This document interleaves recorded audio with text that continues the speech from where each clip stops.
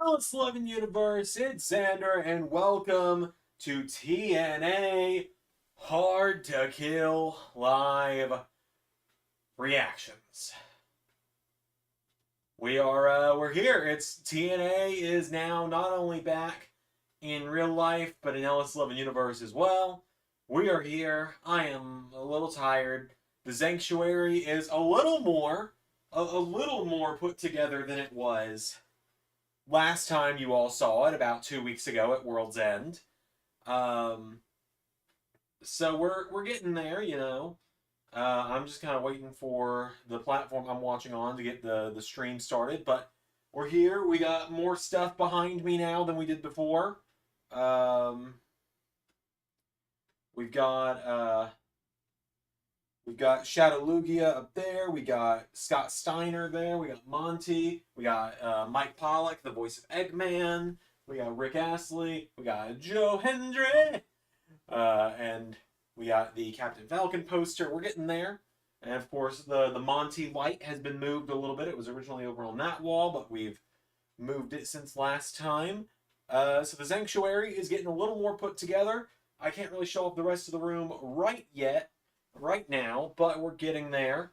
Let me try and get the Impact watch along going.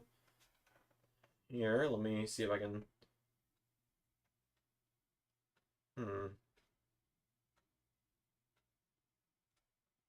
Hey Pierre, hey Zach, good to see you both. Glad you're both here. Glad you've both made it. I am getting there when it comes to having everything ready to go. I do apologize, it's taking me a little longer. Rain, I can't tell. Rain something 123 says, what time does it start? The show itself should be starting, the kickoff for it at least, should be starting right about now. And which is really exciting. And yeah, we'll do a room tour when I'm done. Maybe like to start a stream or something. All right, Macklin and Rich Swan are starting out. I am getting no audio though. Oh, probably because my thing is muted. There we go. But yeah, so their countdown to Hard to Kill is what's on right now.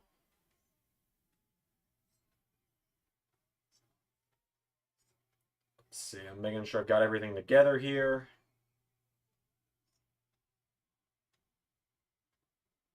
Yeah, we'll just see how it all goes.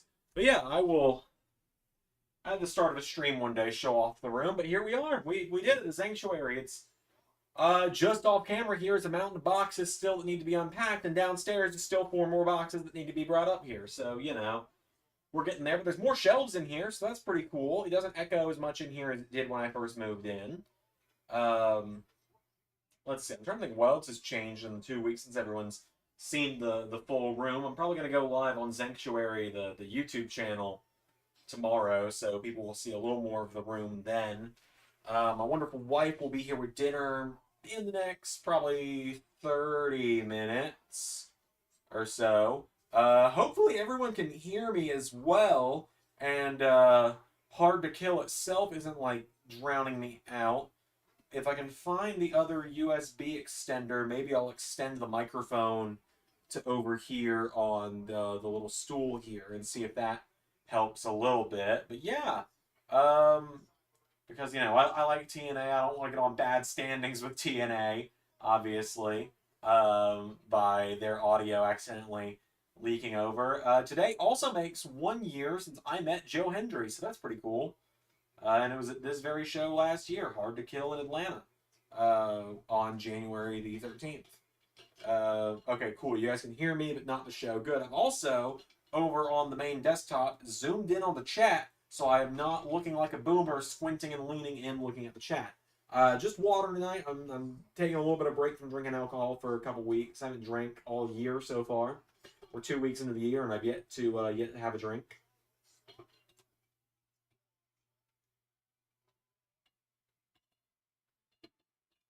Last time I drank was on New Year's Eve itself. But yeah, lots of stuff set up in here. Like I said, I wish I could easily show off the room a little better, but it's also not ready yet. The original LS11 Predictions title is actually hanging on the wall, the old little foam toy one, so that's exciting. I've also been working on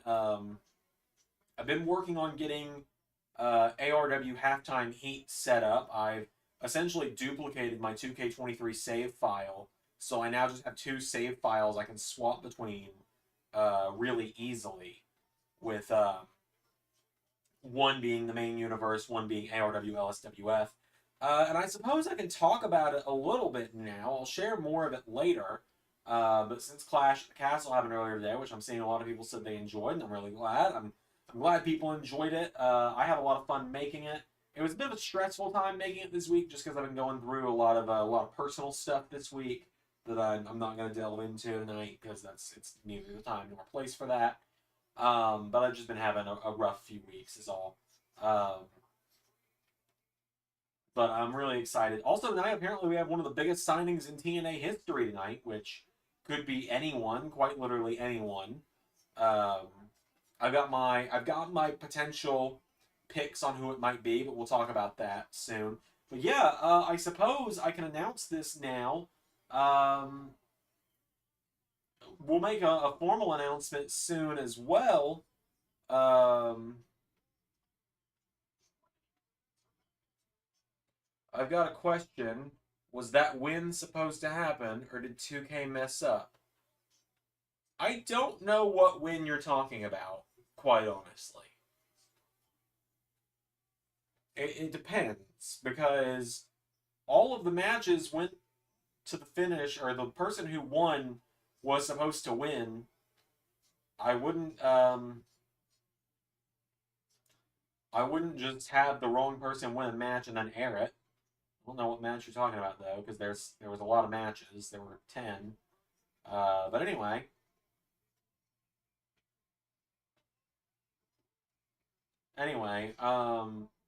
Yeah, so I will officially announce. The Logan Paul. Yeah, yeah, that was supposed to be how it went. It was supposed to end with the buckshot with the pins, and there'll be more on that later. In fact, I believe Friday um, of this week will be. No, Logan's on Mondays.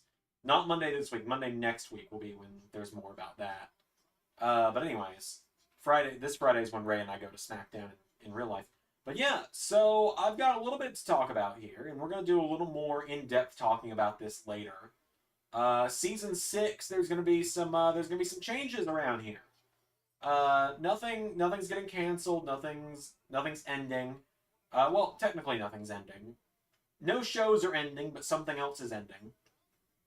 And what I mean by that is that Season 6 is coming up later this year. June the 29th, I believe, is the last day of Season 5. And then we go into Season 6, so about 6 months. And we're going to talk about this more closer to time as well. It's been a long time coming. Ray is no longer taking over Ring of Honor. Dramatic pause for effect. Because in Season 6, Ray is taking over SmackDown. Yep. The decision has been made. We have locked it in. He and I are having the meetings that we need to have for it. Starting the first week of July of 2024, the first week of Season 6 of LS11 Universe, I will no longer be producing SmackDown. Ray Wood will be producing SmackDown. Ray will be producing SmackDown. Ray will be recording, editing, and uploading SmackDown. We're gonna sit down together next week when we're in person together. We're gonna talk about the rosters. We're gonna go our WrestleMania card.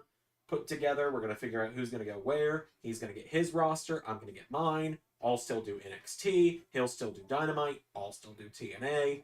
And, yeah, everything else will be, other stuff will change from there as well. And we'll talk about that soon as well. I'll have more to share on certain stuff later as well, which I'm actually really excited about, and we'll get to that when we get to that.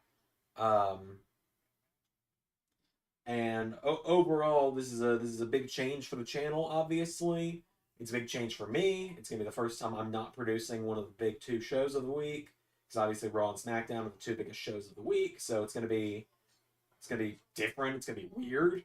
It's gonna be a little crazy for me not doing SmackDown anymore and watching Ray do it. But it's weird. We were talking about this earlier today. You know.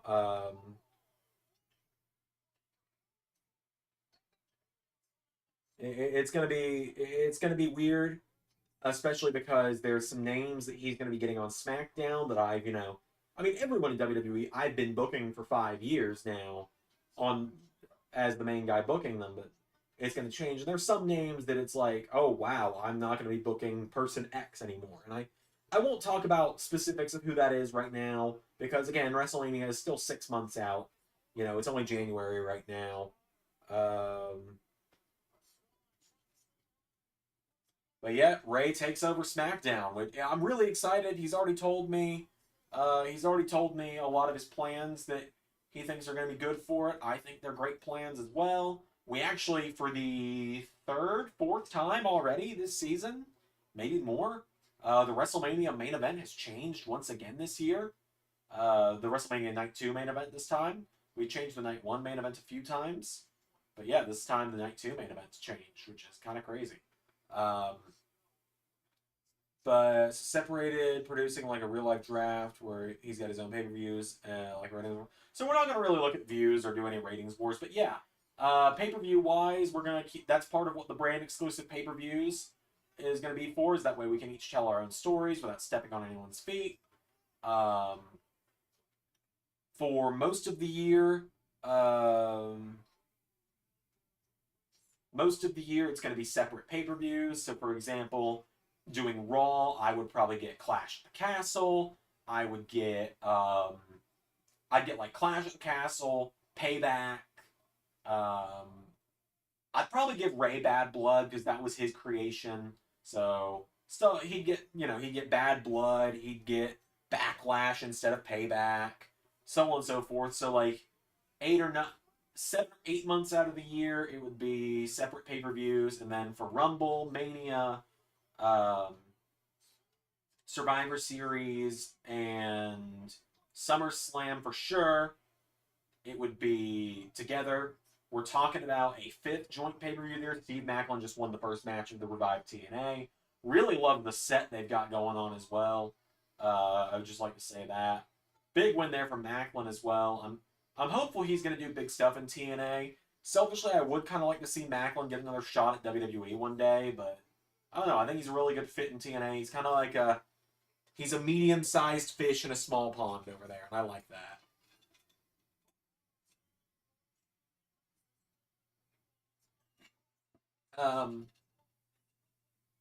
But yeah, the other thing to talk about, we'll get there in a minute.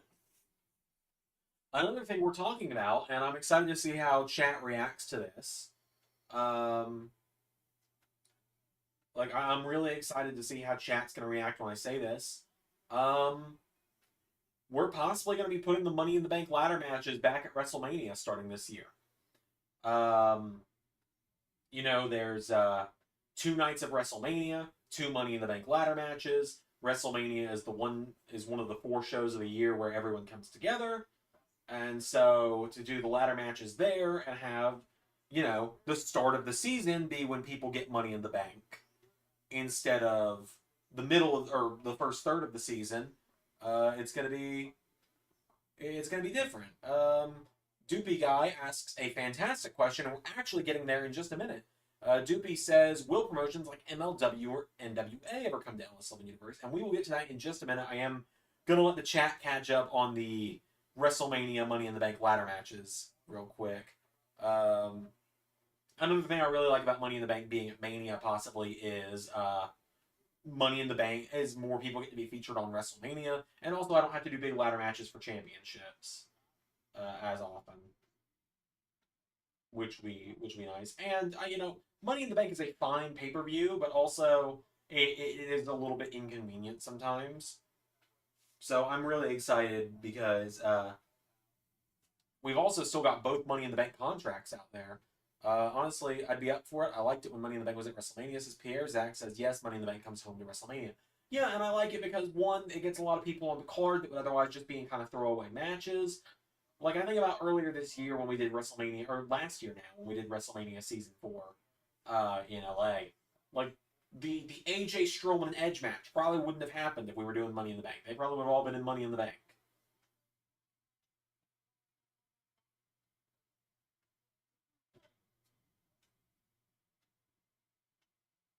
Which is, I'm really excited. But yeah, so Doopy asks that about MLW and NWA. So I will not say those two promotions because I don't really care for either of those promotions, and we've already got NWA's world title floating around. But starting, I don't have a definitive date for when. When I get time, probably after Zander Mania in March. Um, when we get time, the LS11 Indies are going to come back. I will no longer be doing Honor Club weekly for members because, let's be fair, I've done Honor Club 4 times in the 5 months that I said I was going to do it. That's not even once a month. And so it's just not easy for me to do it because I've got a million other things going on. Excuse me. And so instead of doing Honor Club as a thing for members where they get a weekly Ring of Honor episode, because also, in all fairness, not a single person was watching Honor Club for the most part. Like, it didn't draw any new members. Okay, DJ Who Kid is in the ring right now. But the LS11 Indies are going to return, and what I mean by that is starting soon. Soon is the key word. I don't have a definitive date. Once a week, we are going to take a peek at the independent scene of LS11 Universe. AJ Francis here in TNA on the kickoff, formerly Top Dollar.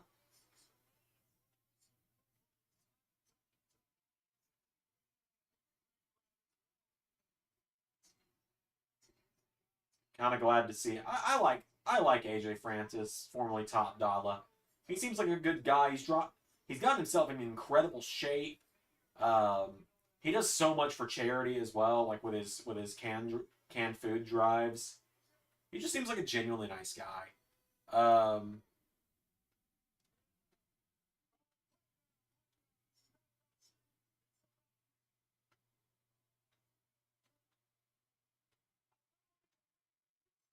All right, hold on. I'm gonna listen to what Top Dollar or AJ Francis has got to say.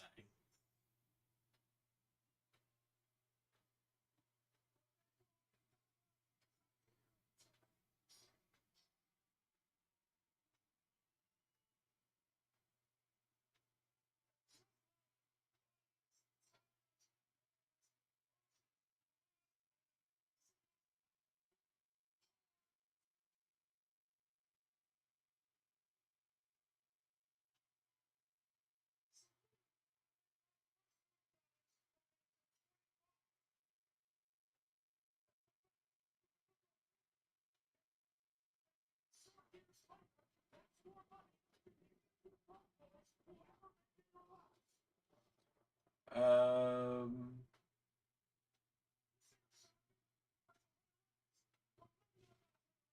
Wayne says, "Okay, I'm new here. Can anyone tell me what channel I could find TNA on?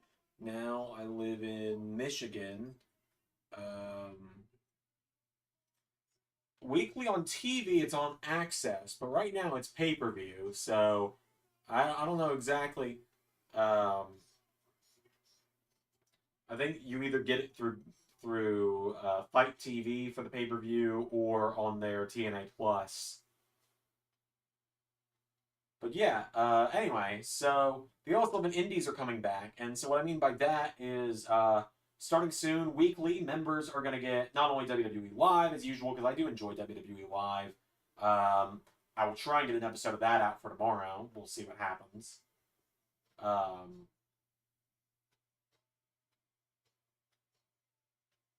I'll try and get an episode. Oh shit! My guy! Joe Hendry!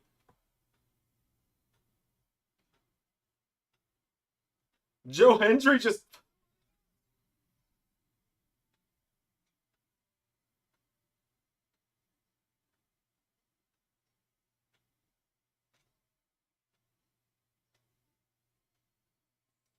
Joe Hendry just fucking showed up.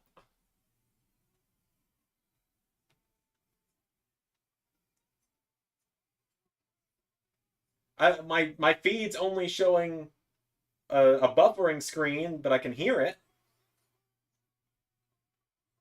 There we go. That's my guy right there. It's the current LS11 TNA champion. Yeah, this guy right here. Oh, sorry, Waddle Dee. My guy right there. Hell yeah.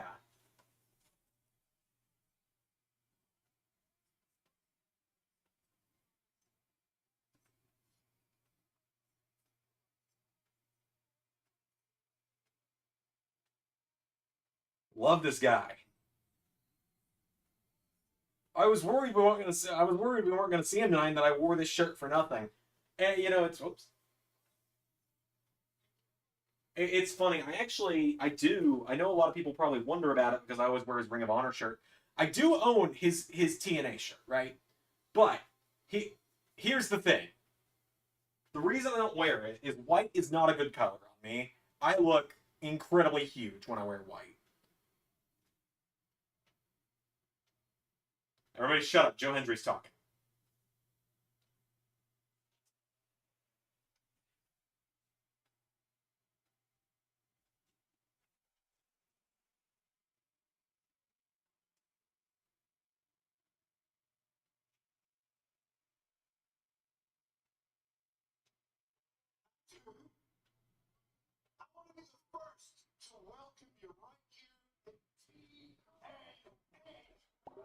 I I know I could probably put in my earbuds and that would help me hear it a little better, but I just Skull Edge asks, where can I stream watch free? Fuck if I know, dude. I cough up the money every time.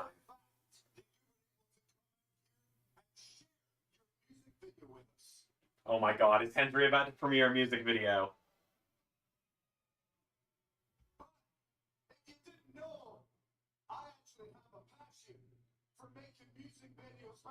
Oh man.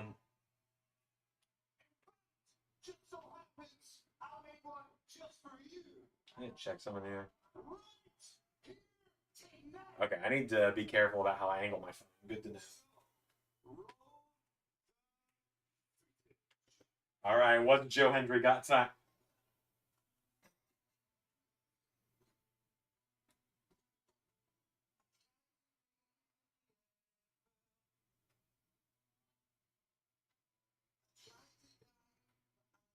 The pre-show's on right now.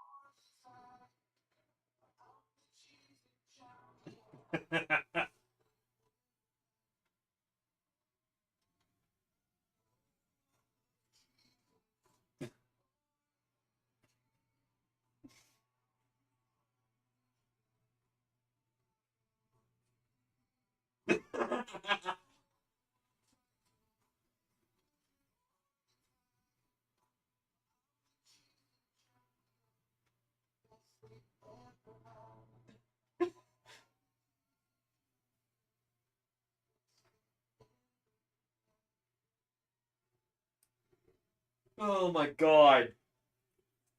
Where did he get the Cheez-Its from? So for those not watching, Joe Hendry just premiered a video called Champion of Cheez-It for AJ Francis for my top dollar.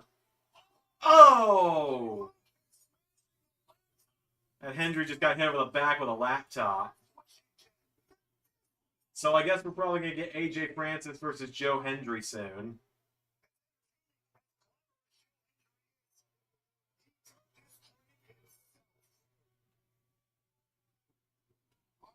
Oh, I hate seeing Joe Hendry get laid out on pay-per-view.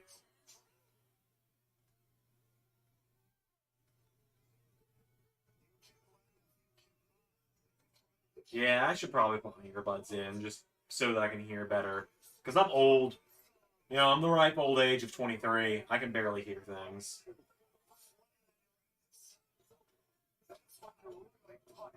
Him doing that to Hendry does make me think Francis is probably in TNA now to stay. Or at least for a little while.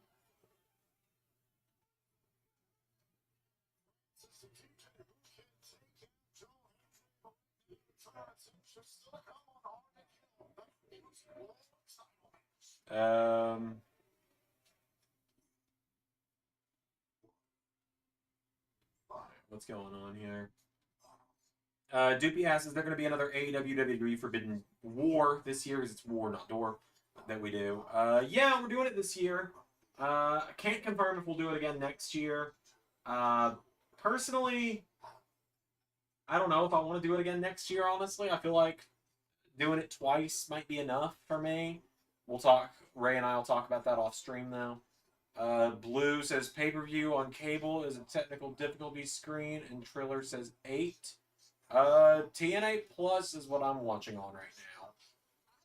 Because that's where their pre-show is. I believe their pre-show is exclusively TNA Plus. I coughed up the $50 to do that tonight. Eventually, when I have the money, I'll actually, like, pay for a full subscription to the company. Because I love TNA. Also, I have no idea what time my wife's going to get here with pizza, but I'm excited because, between us, don't tell my wife, I haven't eaten yet today. It's almost 8 o'clock at night. I'm not eating yet. Zach says, what about multiverse of matches? That will continue this year. We'll see if I do it again next year. But that one's a little easier to do each year. The reason I'm not sure about doing Forbidden War for the 3rd year next year is because, 1, it's hard to keep up ideas. 2, it's then just this 4-week period in the year where all stories from the company need to just stop so that the dream matches can happen. It's like, for example, last year, I went back and actually looked at some of the build of Forbidden War. Hold on. What is this? Jordan Grace. I think Jordan Grace is probably winning tonight because Trinity's probably going to be in the Rumble in 2 weeks. Which is exciting. Ray and I will be right here on this couch together to do a Rumble watch along in a couple weeks, which is super exciting.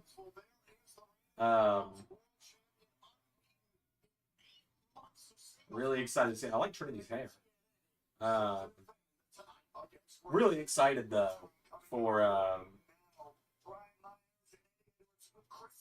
really excited for this show tonight. I'm really excited to do a lot of stuff this year. Like, yeah, we got a lot of good stuff for Multiverse of Matches, and not Multiverse of Matches. Well, yeah, good stuff for that, but also good stuff for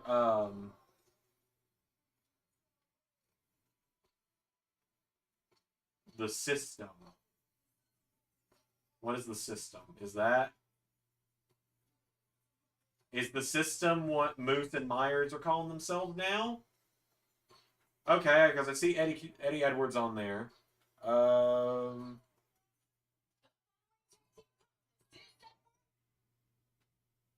I need to get my earbuds. Okay, the system is Eddie Edwards, Alicia Edwards, Brian Myers, and Moose. Interesting. Let me get my earbuds out, and I'm going to Bluetooth my earbuds in real quick.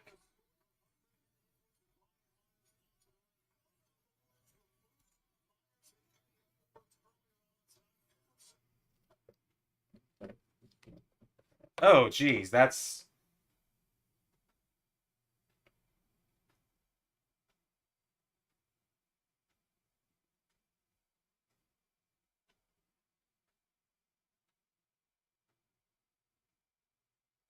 There we go. Yeah, it's no major wrestling gods. You're right about that. All right, I gotta bump the volume down so I'm not blowing my fucking eardrums out.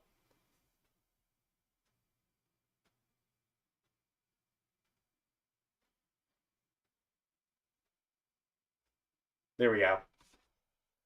There we go. Now we're good. But yeah, Major Wrestling Gods is probably one of the best faction names I've ever come up with.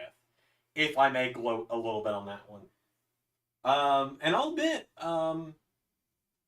admit, Major Wrestling Gods was only supposed to be like a 2-week deal. Right, right. So like that was supposed to be like a 2-week deal, and then Moose was gonna get betrayed by Cardona and Myers, and Cardona was gonna go after the digital media title. Once I put them together and did that entrance, I looked at it and I was like, wow, all right. There's actually probably way more mileage to get here. Zach says, can't wait for tomorrow to get early access. Yeah, I forgot I needed to do that until about 5 hours ago when you mentioned it in the Clash at the Castle chat. I realized, oh, right. Yeah, I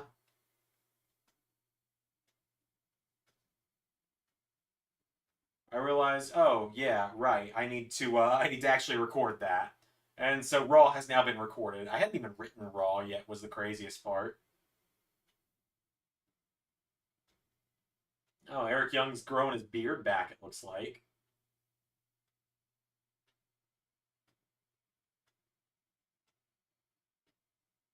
If 3 men can't stop Gunther, who can? You'll find out. The next #1 contender is not going to be crowned tomorrow, but it's going to be teased. How much is the pay-per-view? It was $50 for tonight. And that was on, or it was either 40 or 50. I can't remember which one. For TNA Plus for tonight. Doobie asks, is New Japan still in LS11? Yes, it is. Ray has just not had time to do it.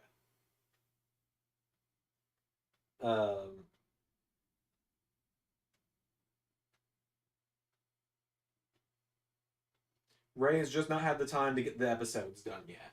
But, or not episodes, but pay-per-views. So there will be...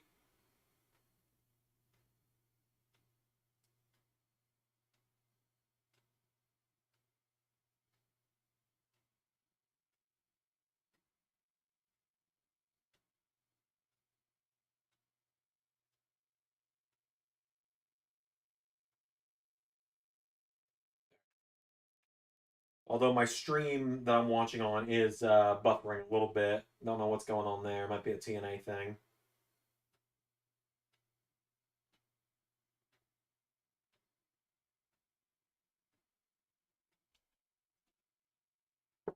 Yes. Oh man, I can't wait to leave a 1-star review. Oh, fuck off. Thank you, dear. Brought you a plate and everything. Thank you. I deserve better than a 1-star review.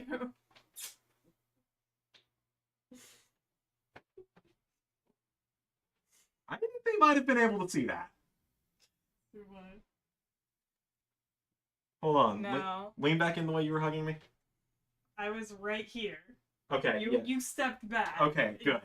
Good. We weren't doing anything, you know. There wasn't any like premarital kissing going on because we're married. Yeah, no premarital kissing at all. All right. Beat it. Yeah. Love you. Love you too. I better get a 5-star review. I'll think about it.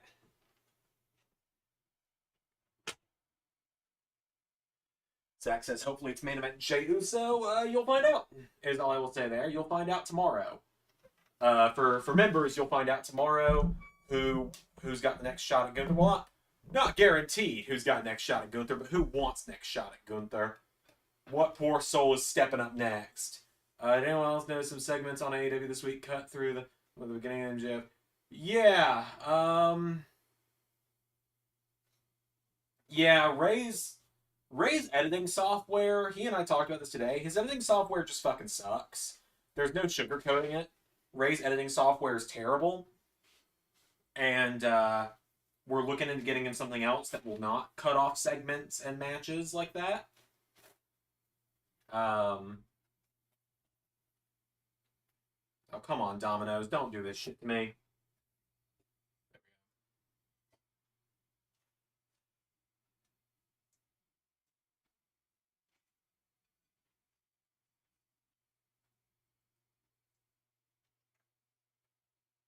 It is indeed pizza. It's a buffalo chicken pizza. Because buffalo chicken is my favorite kind of pizza. Buffalo chicken is just kind of my favorite kind of food in general, pretty much.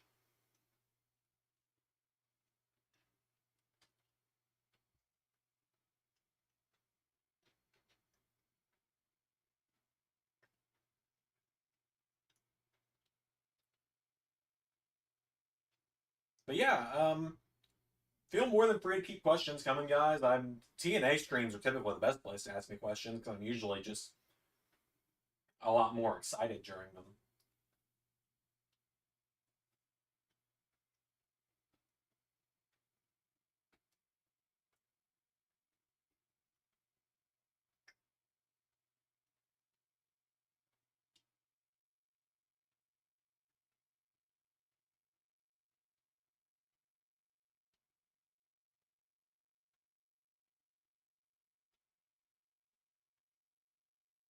Well, my feed just completely cut off.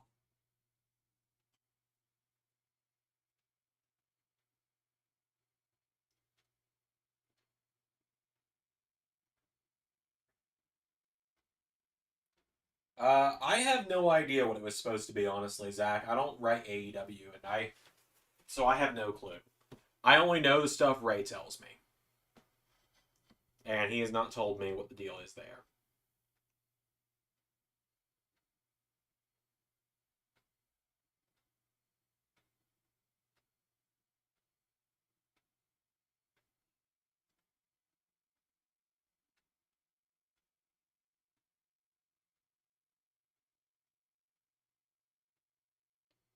All right, I'm working on it over here. It's not TNA's fault, I don't think. I think it could be also my internet. It has problems occasionally.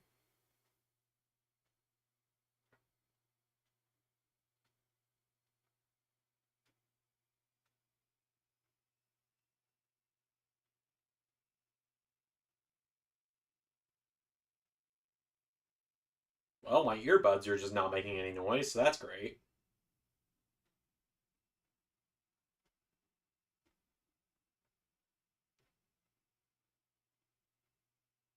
There we go. Is it going to be on the screen for us to see as well? No, because that would get the channel taken down.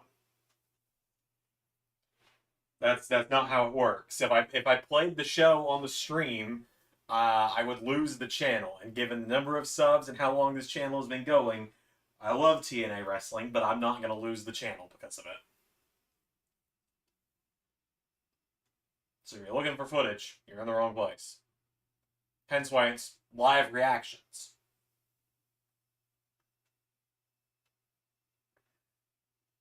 Doobie says Clash of the Castle was awesome. Glad you enjoyed it. Zach says, where do you see the former Dolph showing up? Well, he's already shown up or he's already being not announced, but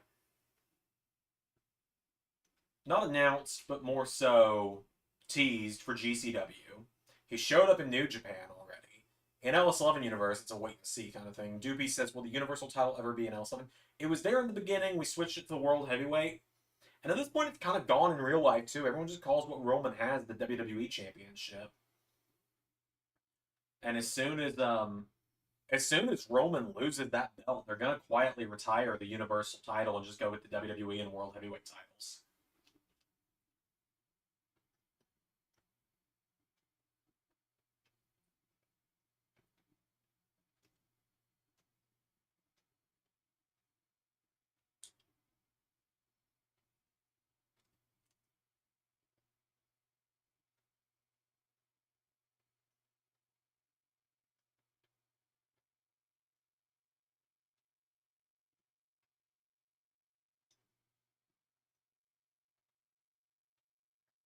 Did I see the former Elias got a new name? Yes, I saw that he's now Elijah.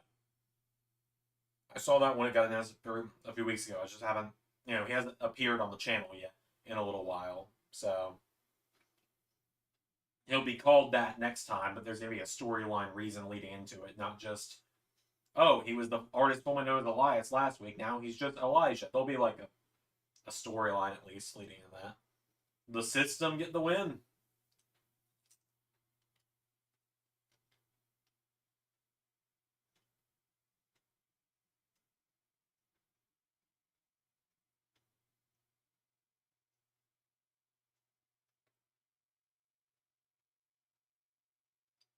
I like the system as an idea, but if they want to shock the system, then folks, they need Bobby Fish, and where's the lie to that?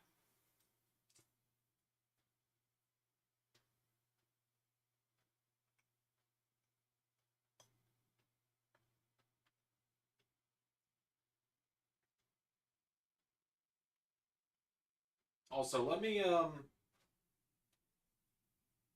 do one thing real quick.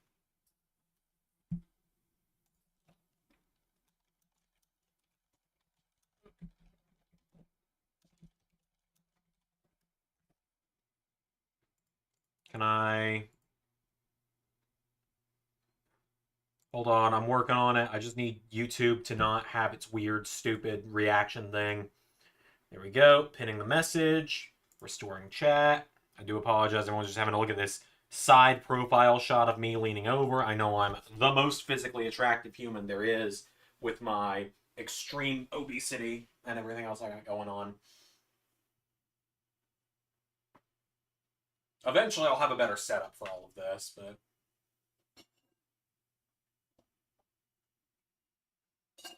I need to get like I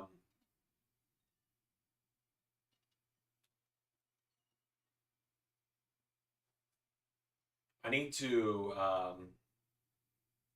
get like a coffee table or something for right here. I've never known how to pronounce your name. P Rare, PPG Rare, something like that. Hello, I see you're in the chat. Hello. So you think Gunther's Mania match will be? You know my answer. Gunther, Brock, Ilya. It's weird. I've been thinking about that all day, actually, because Brock Lesnar's been on my mind today for various reasons, especially because he's just not been around in real life as of late. He's been gone from LS11 for even longer than that. Digital media title on the line next. I'm hoping for a Crazy Steve win. Not because I'm like a big Crazy Steve fan, but because I just don't know why Tommy Dreamer is a champion in 2024.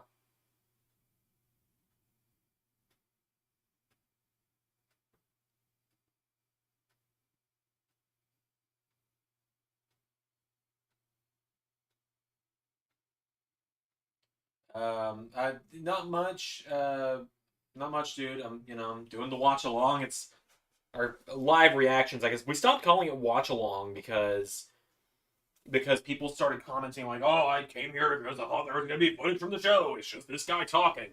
I want him to lose his channel with all those 4,000 subscribers because I don't want to pay $9 to have peacocks for WWE. I don't know why I did the Dax Harwood voice there, but that is what Dax would sound like if I was doing AEW.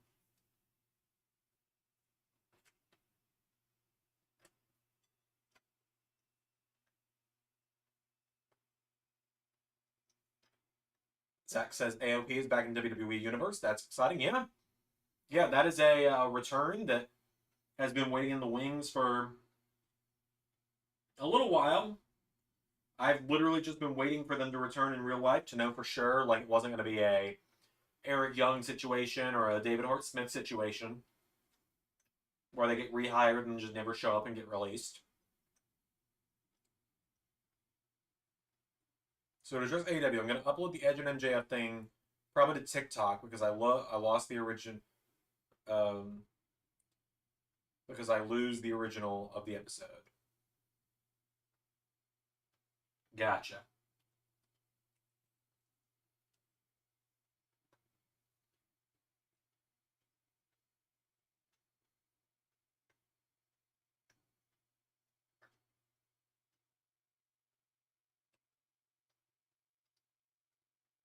Yeah, Pierre, I'm glad you caught that, because a lot of people seemingly haven't. Pierre says, I saw AOP seemed a little hesitant to follow. Um, I saw AOP seemed a little hesitant to follow Seth. Yeah, that's an important story beat that I need people to notice. Is Seth said, "Akam, Razor, let's go," and they waited in the ring instead of following him. Ray says the Bloodline versus LA Knight, AJ Styles, and Randy Orton. Yes, that happened on SmackDown last night.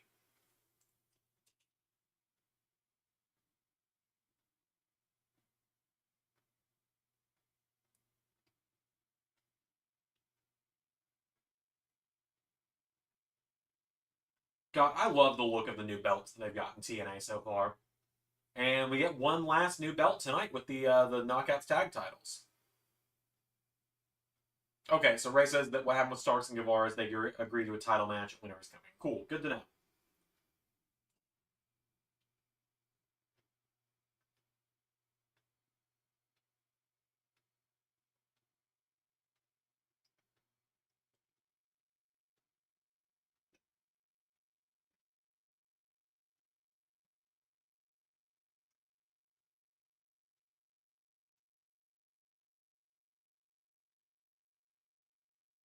Like I said, I'm really hoping for a Crazy Steve win.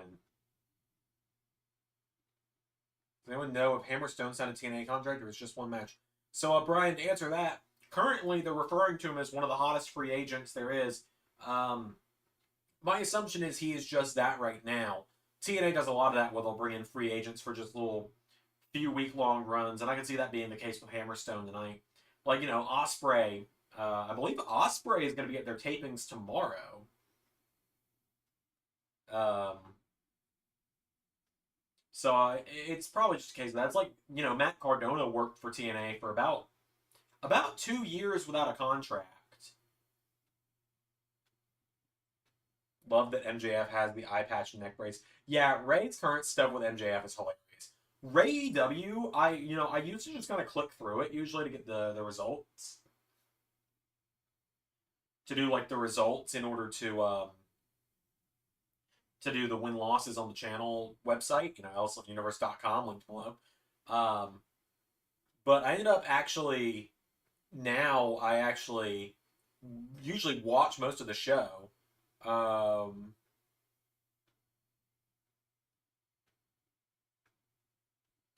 right. Doopy asked about the All Seven Indies. I will get back to that. Let me finish this pizza crust, and then I will get back to that.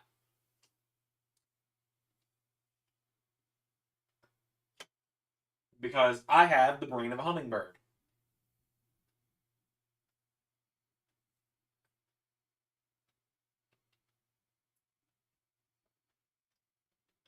So, the LS11 Indies. That is a fantastic question. Back when we first started memberships, originally members got WWE Live and an indie ship. I did that for 2 weeks. They got Los Angeles Wrestling and Alaska Championship Wrestling. It's indies that we come up with, or in the LAW case, it's in the game. It's one of the indies from my career. But they also live in indies is pretty much where the people who aren't in any of the big shows, it's where you're going to see them. And to a small extent, some of the LS11 original characters from LSWF show up there as well sometimes.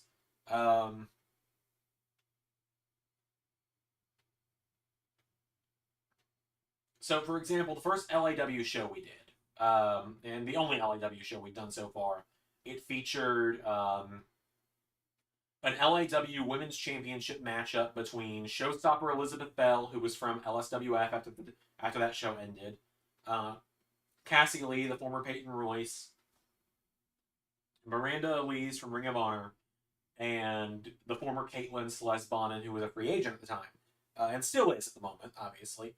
And it also featured Adrian Nova, also known as Hanzo from LSWF, versus Axel Henning, aka Curtis Axel, for the LAW World Title. It featured the reunited Vaudevillains, who we had never seen in LS11 before, of Aiden England or of Drama King Matt and Simon Gotch against Embassy of Aaron from TNA, of Big Bill and Brian Cage, and it was main evented by Carnold versus Matt Cardona for the Ring of Honor television title. So the LS11 Indies is kind of a little more wacky. It's a little bit more of LSWF bleeding into the main series, but without appearing on weekly shows.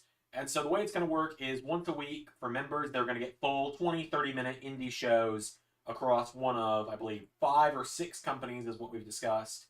And TikTok and Instagram will get highlight videos from those shows.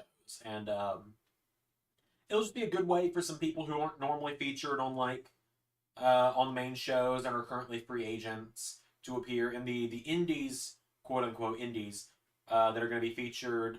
It's going to be random week to week. It's just going to depend on how I'm feeling that week, what I feel like I can do most with that week. It's going to be Los Angeles Wrestling. It's going to be ACW Alaska Championship Wrestling, and that one is Alaska Championship Wrestling is, oh my god, I do not want to see the fork in the eye. Oh god, no. Oh god, no, please, no. Also, please don't let Tommy use the fork and win.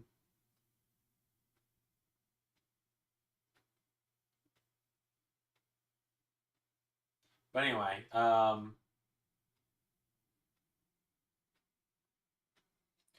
yeah, so the indie shows, quote unquote, that we're going to follow in LS11 for members and on TikTok and Instagram: Los Angeles Wrestling, Alaska Championship Wrestling. ARW will be making its comeback through that, the fantasy wrestling that started out the channel. LSWF will sort of come back through that. I'm thinking of combining them into ARLSWF, working title, I know.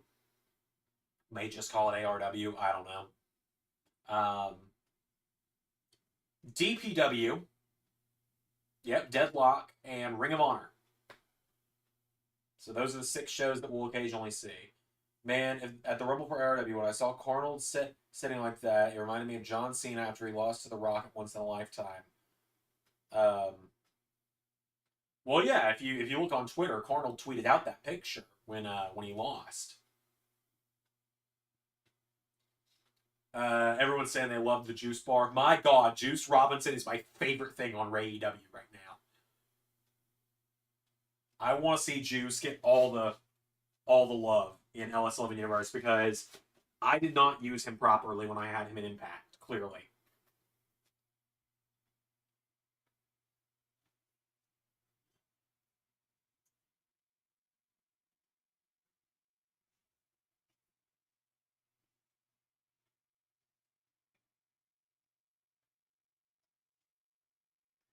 Come on, Crazy Steve.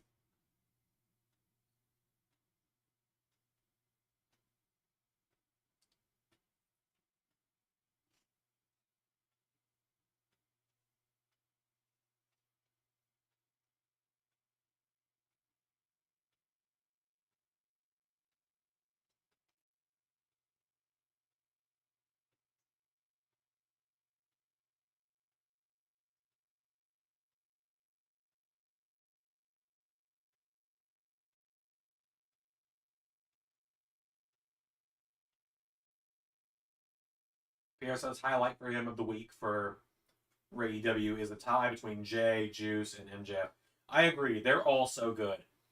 Like, Ray has done such an amazing job in the... Ew. Ew. You can give a man pink eye that way, Tommy. Oh, yeah. Shout out to Buddy Matthews. Yeah.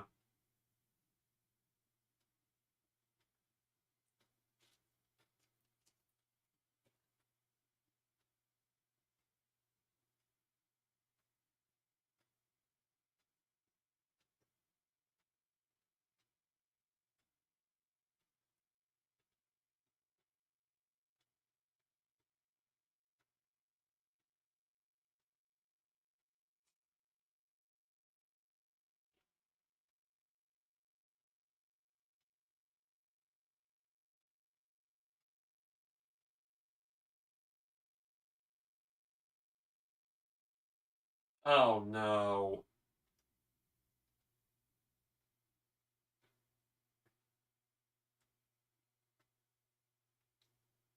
Oh, no.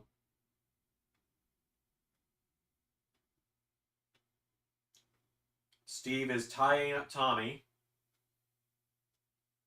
He's taping Tommy Dreamer's hands together.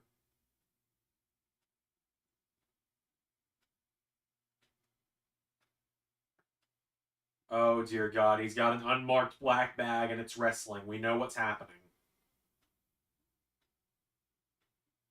Oh, it's a fork! It's a fork!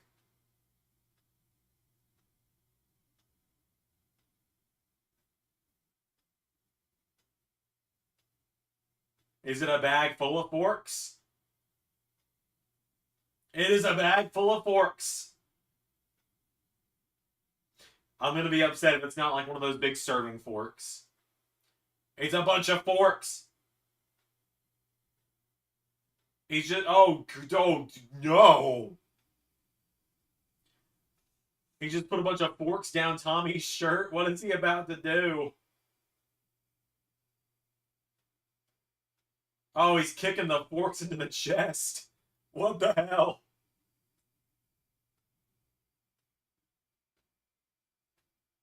It's so many forks. What did this man raid? Did this man raid a TGI Fridays?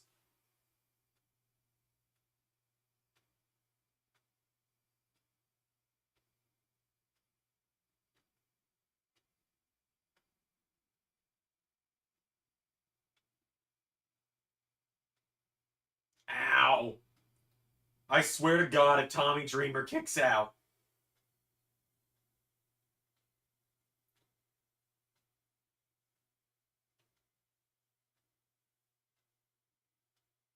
Ray, you sadistic man.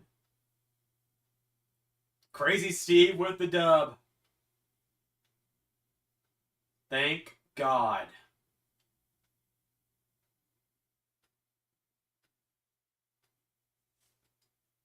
Thank God.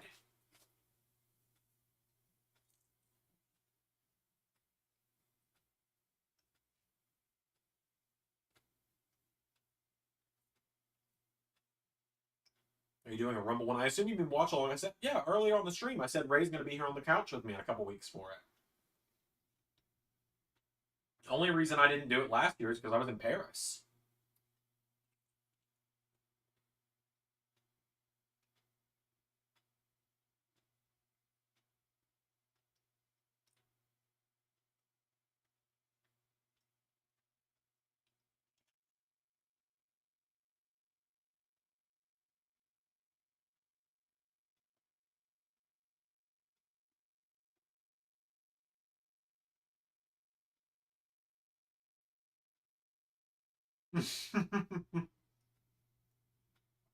Ray.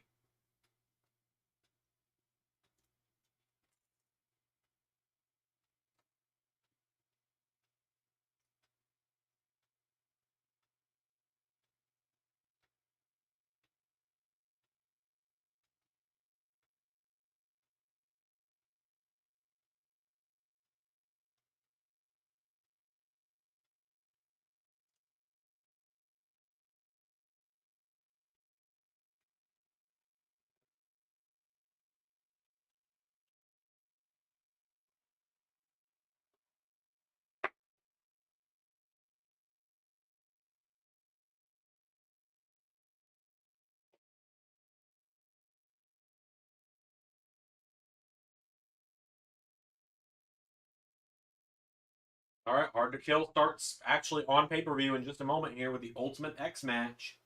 Tasha Steelz, Alicia Edwards, Giselle Shaw, Jody Threat, Zaya Brookside, and Danny Luna. I almost fell asleep reading those names because I don't give a single damn about any of them.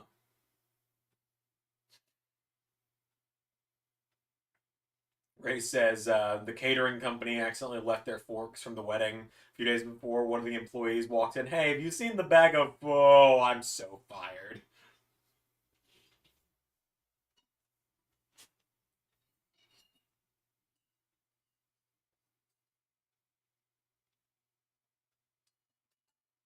Oh, man.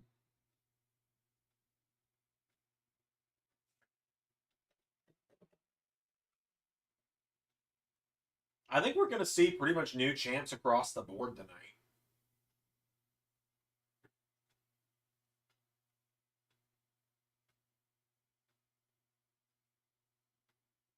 All right, it's about time. Switched over from the pre-show to the other.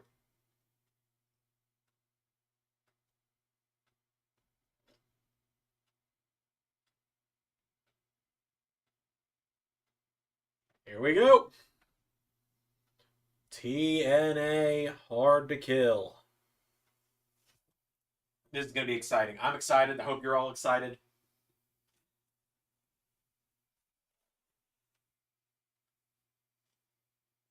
Okay, got off with Ultimate X. I'm going to be honest. Not terribly excited for this Ultimate X match. I have no investment in any of these 6 women.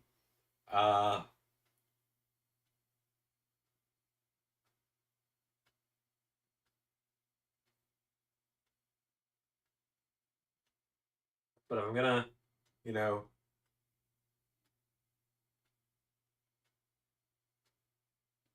if you're gonna like, gun to my head, say you gotta pick a winner, I guess. I guess maybe Giselle Shaw. Zach says, "Do you think for members you can do top 10 moments of the week?" So the reason I don't want to do that is because then I got to go through each episode and pick out the moments and edit them all together, and that's a lot of work. And I know it makes it sound like, oh, Xander's complaining about doing work. It's like, no, Xander does like 7 videos a week for this channel, and is giving Ray one of the big ones because he can't physically do this anymore.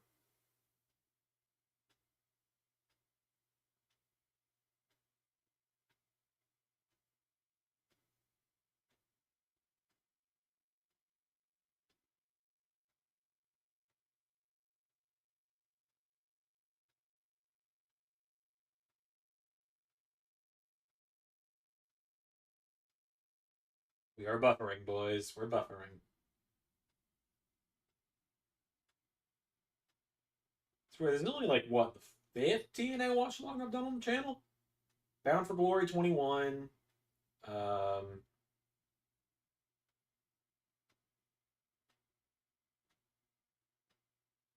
TNA or Bound for Glory 2021, Slammiversary 2022, Bound for Glory 2022.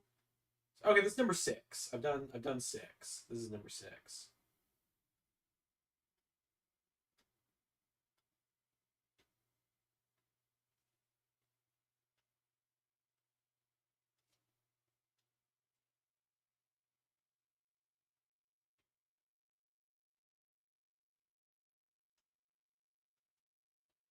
Hold on.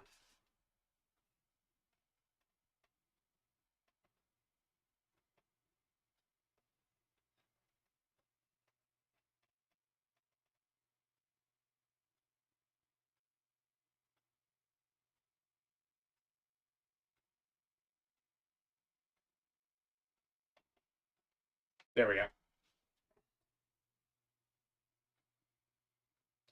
Did I really fix it? Sit back down and it stopped working again?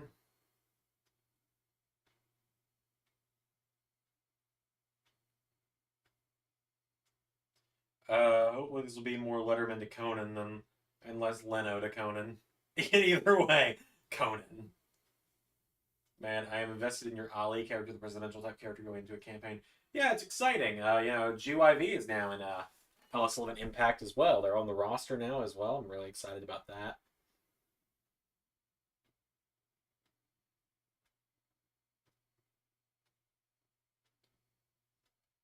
Come on, TNA.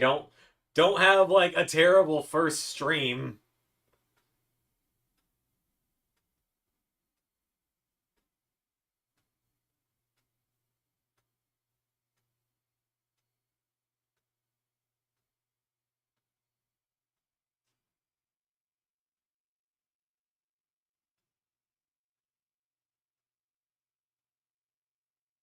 Okay, I'm hearing noise now. There we go. Here we go. Everyone's standing on the ramp. TNA chant. Everyone's waving TNA towels.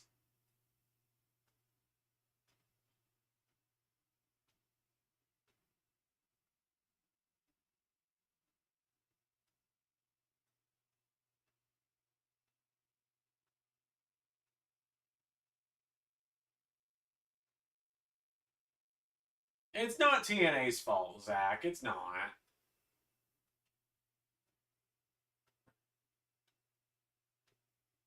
What's going on is not anything to do with TNA themselves.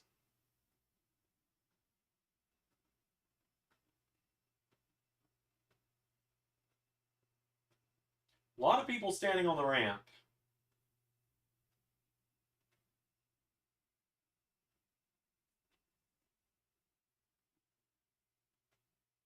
Glitches and Vince Russo suddenly in the ring. Bro!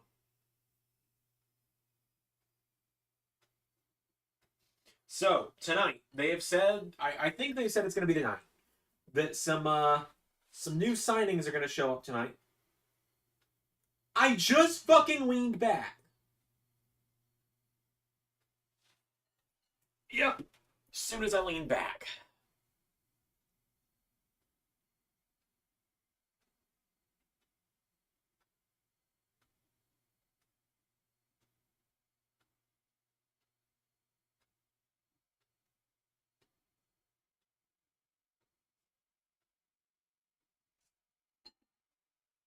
So EC3 came home to TNA and got a title shot to make up for his original Impact Battle. Yes, that's exactly what it is. Okay. Now then, from here, I shouldn't have to mess with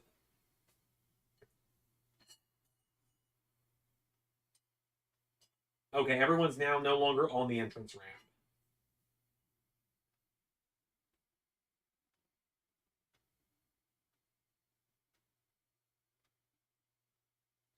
So, is the Knockouts Ultimate X. As I was saying, there's a lot of signings tonight. Courtney Bennett says Jeff Hardy. I highly doubt it, given he's currently signed to AEW. But there's a lot of signings that we might be seeing tonight. Right, so apparently there's some signings, one of which is one of the biggest signings in TNA history, and that's the one I'm speculating. TNA potentially having one of their biggest signings in history. I've narrowed it down to a few names, right? Okada, he's showing up tomorrow. His New Japan contract is up in a few days, later this month. He's gonna be on there. He's gonna be on their next set of tapings. They could reveal he's signed tonight. Right. Mustafa Ali, I don't think he really fits biggest signing in history, but I love Ali. And I think he'd be a huge get for them. Some people have said Nick Nemeth. I don't see that because of him doing a bunch of stuff on the indies. I don't think they got Nick Nemeth. Shelton Benjamin. He's a legend.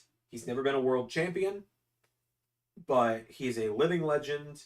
And I think that he brings a lot of name value wherever he goes. I think he very well could be one of the biggest signings they've ever had.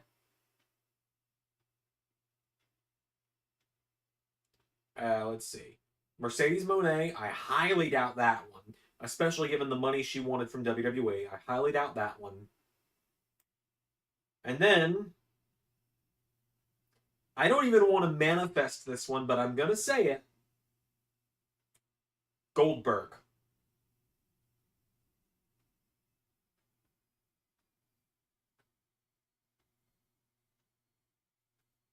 Those are my five that I think it could be. Ali, Benjamin, Okada, Moné, Goldberg.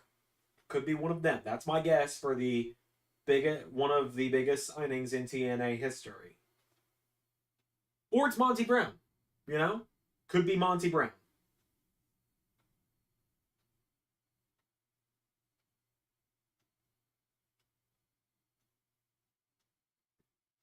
Alright, so yeah, I guess Giselle Shaw is who I want to see win this one.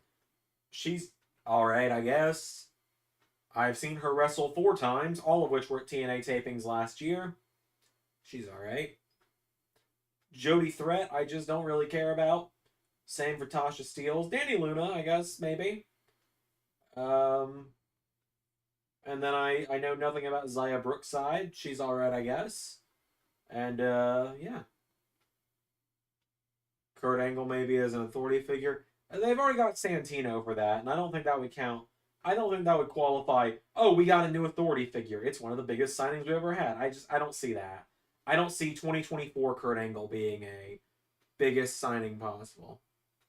Sting getting pinned by the Bucks, thinking, why didn't I take Scott D'Amore's offer? Why didn't I just stay on the Legends? Hold on. Sting getting pinned by the Bucks, thinking, why didn't I just take Scott D'Amore's offer? Why didn't I just stay on the Legends? Now in my home territory, getting pinned by their asses and Flair is bleeding / crying. Well, apparently it was Sting's choice to face the Bucks. I really don't care. I'm probably not going to do a watch along. I don't know. It's weird. Part of me is like, yeah, just do a watch along of Revolution because it's Sting's last match. But the other part of me is like, I'm not really excited for Revolution. I don't know what they can do to make me excited for it either. I don't, you know.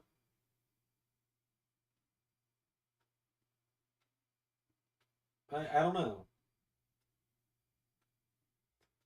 It's like I'm not excited about Sting and Darby versus the Bucks. Apparently, Sting didn't want to do a singles match as his final match, which, sure, fine. If it's if Sting and Darby versus the Bucks is what Sting truly wanted as his final match, then I'm not gonna sit here and complain about it. I'll just kind of say it's not what I would have gone with and move on. Um, Swerve versus Hangman versus Joe. That'll be a fun match, and the story seems good. I like how they're doing Samoa Joe as champion, but I don't know. I'm just not super hyped for that. I love. What's weird is I love all three guys involved. I love Hangman. I love Swerve. I love Joe. For some reason, I'm just not excited about the prospect of the match. I don't know why, and it's entirely a me thing. I know that.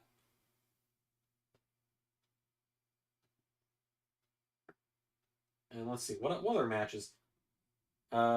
And Bucks coming out as fucking Spy versus Spy with mustaches. Yeah.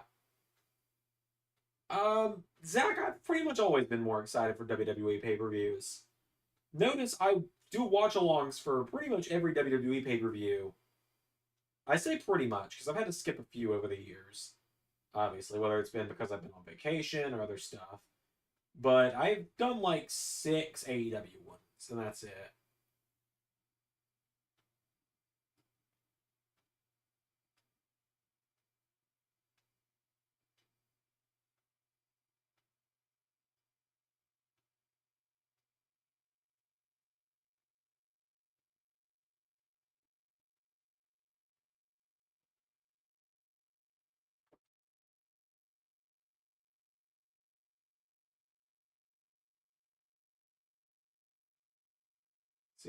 See how Twitter is doing.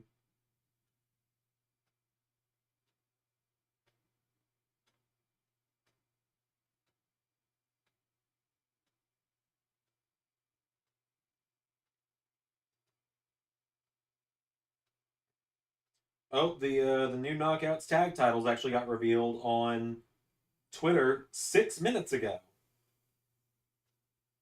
Let's see how these look. Oh, those are nice. I like those. Very similar to the men's, but I like those. For those that want to see them, you can just look them up.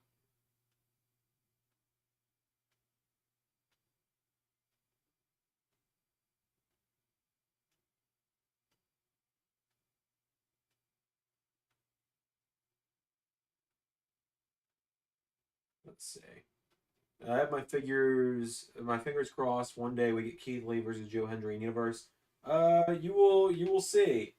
You will see on that, as I will say there. Um, I was saying Sting's last match should have been Wrestle Dream against MJF for the belt.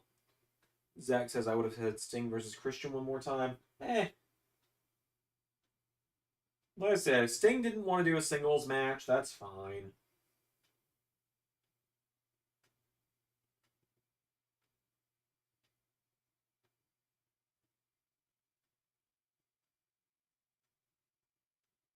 Personally, I would have rather seen Sting and Darby maybe versus FTR if Sting wanted to do a tag match. Two guys that are, you know,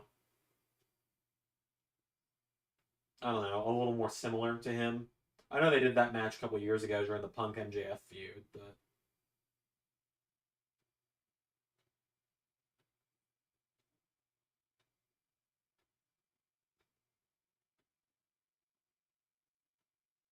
oh boy, is it time for a Tower of Doom spot. It's time for a Tower of Doom spot.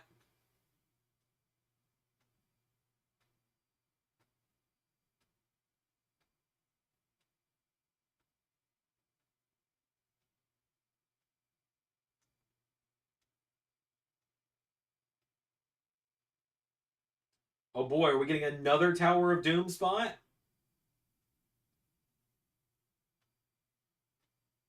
No, just Danny Luna doing a massive power bomb. Good for Danny.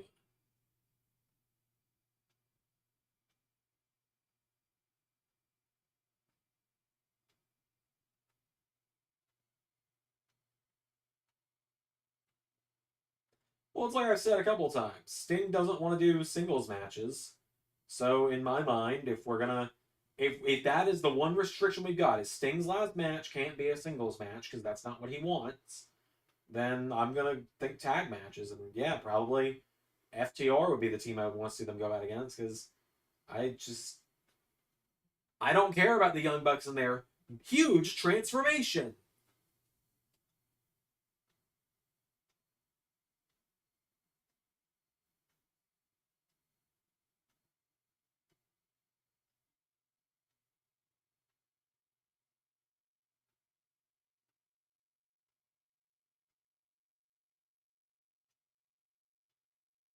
Oh, hang on. Is that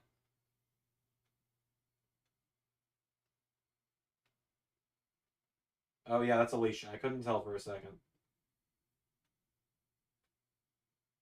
You know, it could be a very could be a very golden it could be a very big night for the for the system.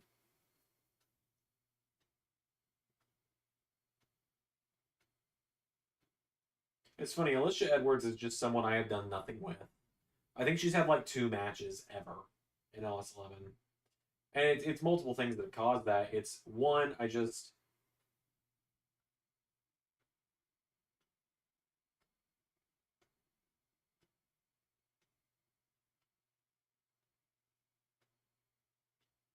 it's just like one, I just haven't found a good creation of her that I wanted to use.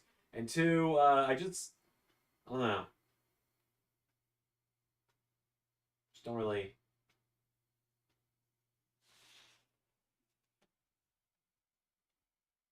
There we go.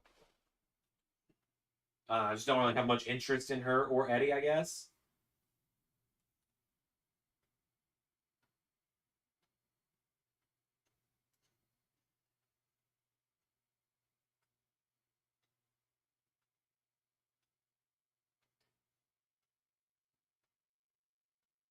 Oh, my feed suddenly got a lot louder. I'm gonna lean forward and bump down the volume in a second.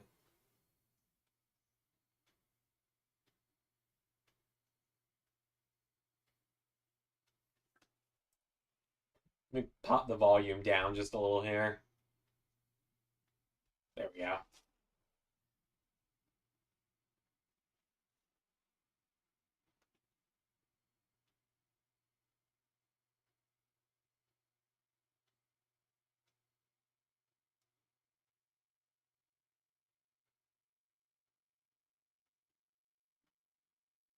So, like, I have nothing against Jody Threat, but it's kind of funny to think about this. When Ray and I went to the Impact tapings about 6 months ago, June of 2023, which, God, that was 6 months ago. What the hell? Um, we thought about for the other channel doing Pokemon Gale Darkness playthrough.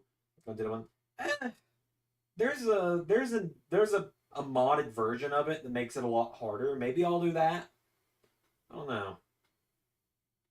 Obviously, I love the game. It's right there, the poster for it. But we'll see. I don't know. I'm gonna finish Infinite Fusion before I do anything else Pokemon wise.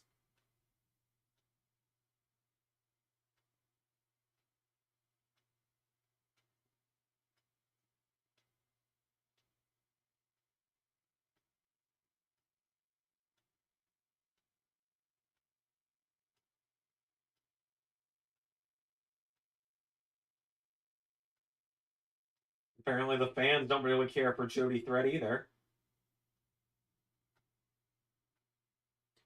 But yeah, to finish my story there, when Ray and I went to the Impact tapings back in June of last year, they were building up during the tapings. Deonna Purrazzo, who at the time was the Knockouts champion, is going to hold an open challenge for the Knockouts title. And we were all super excited because Deonna came out, announced the open challenge, and then Jody Threat's music hit. And the entire place was just like, everyone was just like, oh, okay.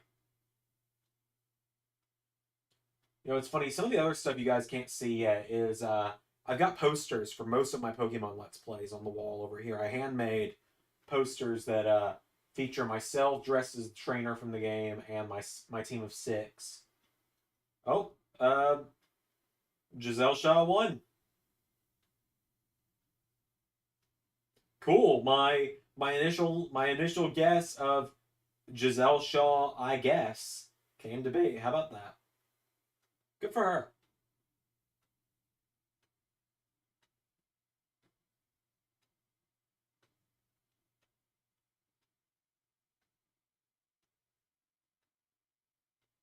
Good for Giselle.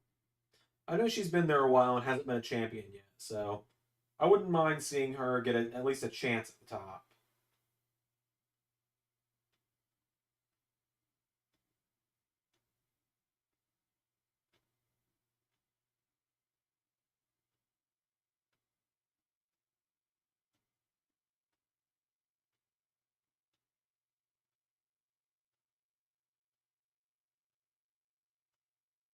So yeah, good for her.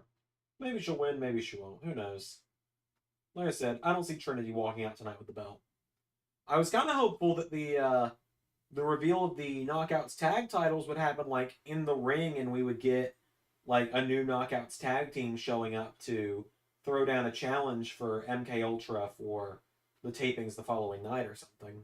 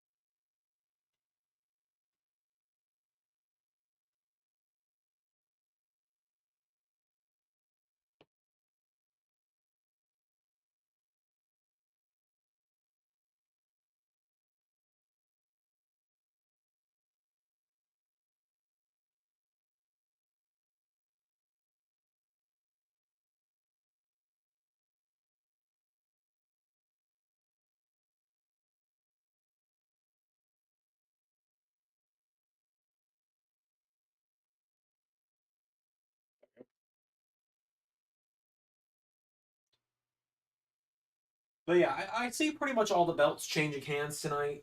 Um, I think Moose is probably winning in the main event. I think Jordan Grace is probably beating Trinity.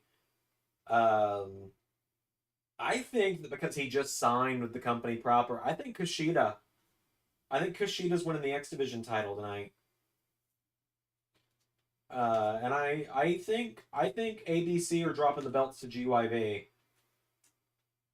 So those are the 4 title matches left tonight. I really need to just cough up the subscription and watch TNA on Thursdays. Hey, Zach Pug's in the chat. Good to see you, man. Welcome to the stream.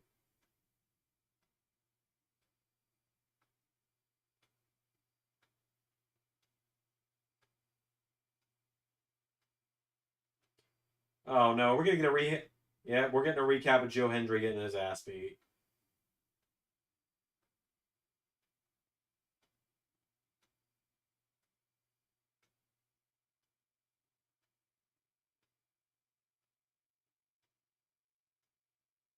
But hey, you know what? If AJ Francis is in TNA, I might actually consider using him there. I don't know. I gotta fill up the Ellis 11 Indies somehow. Um,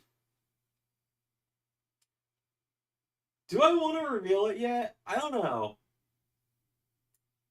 I think I could.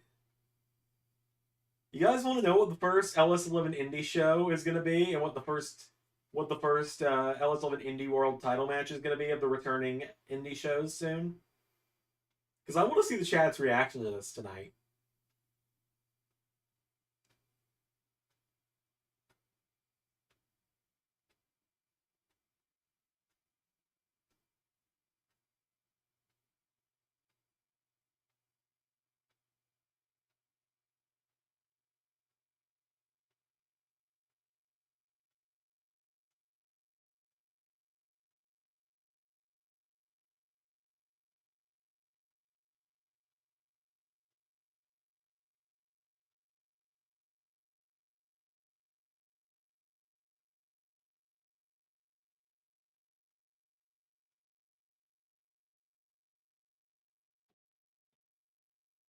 Oh boy, Dirty Dango versus PCO. I'm gonna be honest with you. I can't think of a single thing on this show I don't care about other than this. Dirty Dango's character has not really been interesting to me. In fact, he's got go away heat with me. Like, I don't know who Alpha Bravo is. I don't care about Alpha Bravo. There's a reason he's not in LS11. Vladimir Kozlov being with him is fucking hilarious, though. I will tell you that. Oleg Proteus, excuse me.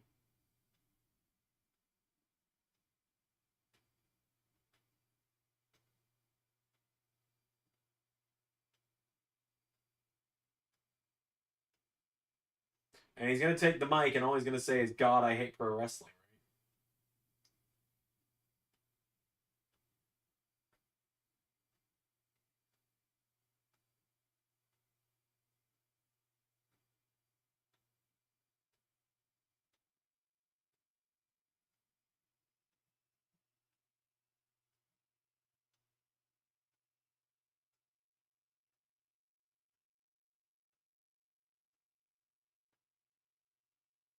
Yeah, Dirty Dango just does nothing for me, unfortunately. He's probably going to beat PCO, would be my guess. PCO is kind of just enhancement talent. A depth guy, if you will. Oh, this is a cool entrance for PCO.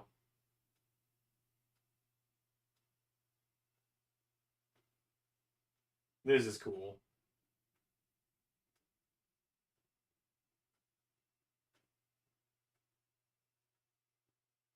Oh, are they gonna do like a lightning bolt say and shout he's alive?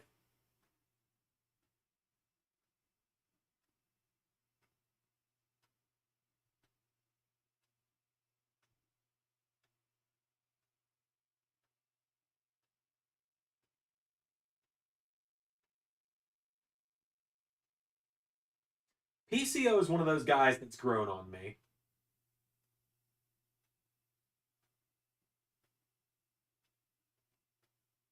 I didn't really care about him at first, but he has definitely grown on me.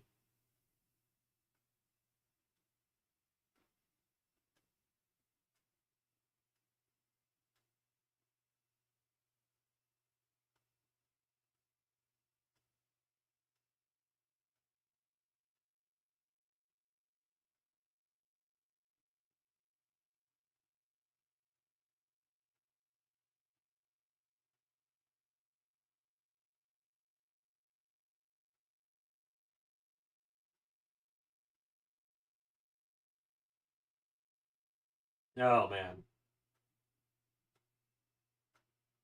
Hope everyone's doing all right tonight, by the way. We've already been live for about an hour and a half, so that's pretty exciting. And we're half an hour into the main show, hour and a half into the actual show itself. I'm pretty sure the show ends at about 11 o'clock. Because after this, it's just title matches for the rest of the night, I think. It sounds right. So it might be a little bit of a shorter show as well.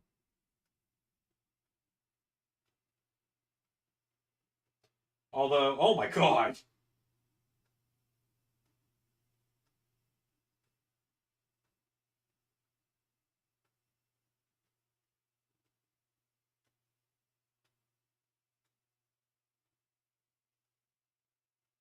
Jeez.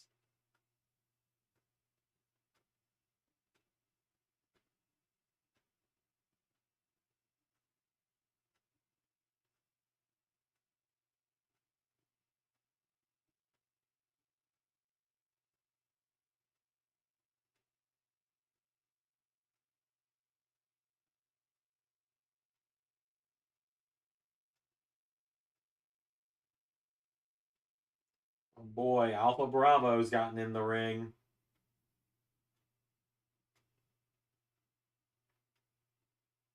And it's a DQ.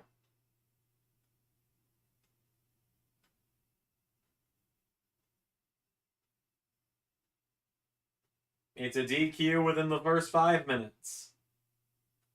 TNA! TNA! TNA!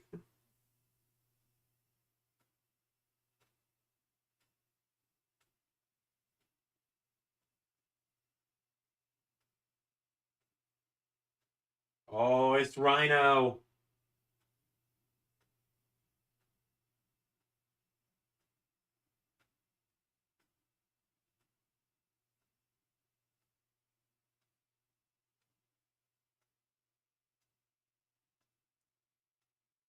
Rhino and Brutus. Do I get to say the thing? Do I get to say the thing? Get in there, Kozlov. Let me say the thing.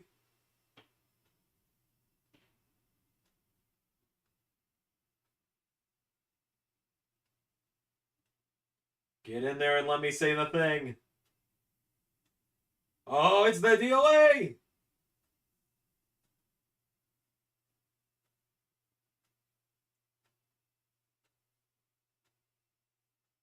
It's Santino.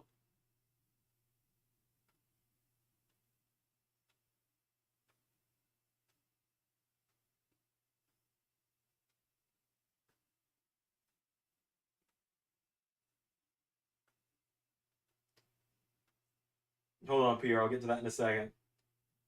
The GOAT Santino is talking.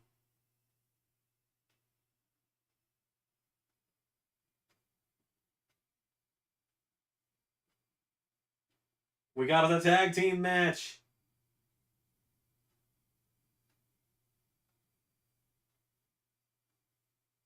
Alphabet Bravo. Who's their partner? Who's their partner?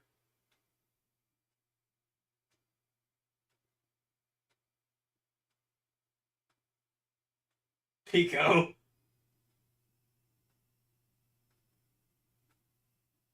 Oh, cool. Jake something is teaming up with them. That's cool. I don't really know anything about Jake something. I know a lot of people like him. He's a big dude. I'll probably bring him into LS11 TNA at some point soon. Oh, Jesus Christ. Yeah, I'm bringing him in. Okay, so chat catching up. Zachary Pug says PCO is definitely one of those wrestlers where I wonder how the fuck he's still wrestling. Wayne Bernal Sr. asked, Rich Swann, was he at NXT? Yeah, he was actually.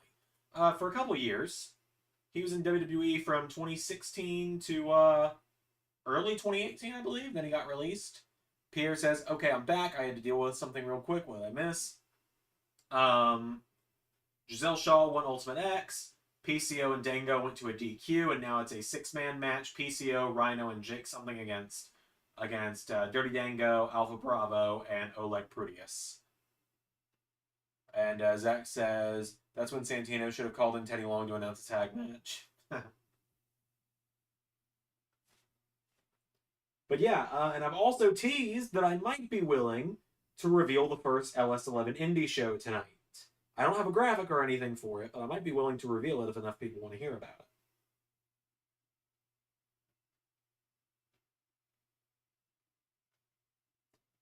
Watching Impact Hard to Kill, Friday the 13th. That was last year, was on Friday the 13th. I was there, actually. If you're watching last year's. I was in the crowd. It was a fun night.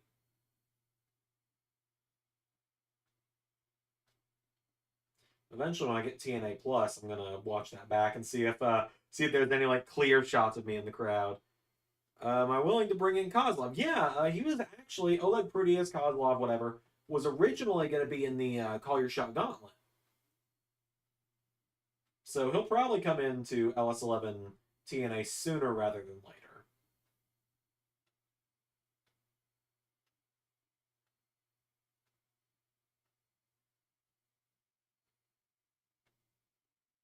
Also, I think the way I brought Santino into TNA is the DOA. I think I handled that really well with Hendry saying the line, say his name. And when Joe Hendry says it, so I like this. It's a small little thing. I don't know if many people have noticed it yet. In TNA Universe, unless Joe Hendry is injured, anytime someone says, say his name and he appears, I believe in Joe Hendry, happens. But when Joe Hendry says, say his name, the exact person he needs in that moment to show up shows up.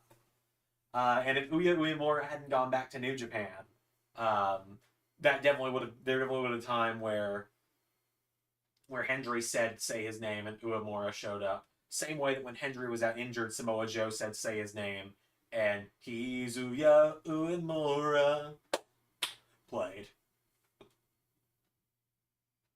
Which was a lot of fun. I don't even remember what episode that was, but I enjoyed it. I thought EC3 was on the ban list. He got off the list. He was on the list for a number of years. He's off that list now.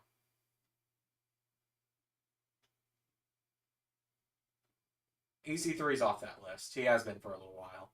He got off that list. He was in the World Cup, dude. He's been back for over 6 months on the channel. He's been off the list for a little while. He got off the list. God, when did he get off the list? He got off the list back about last July, last August maybe, when I was coming up with the concept of the World Cup.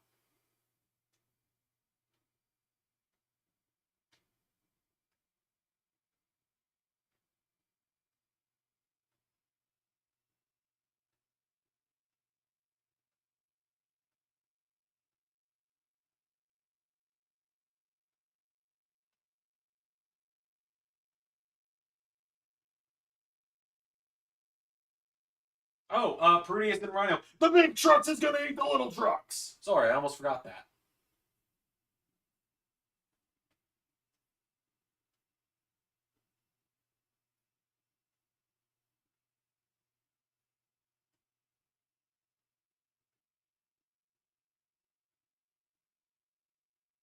At this point, the list of people who are not going to be featured in LS11 Universe is a little smaller than it used to be, but there's still a lot of people on it.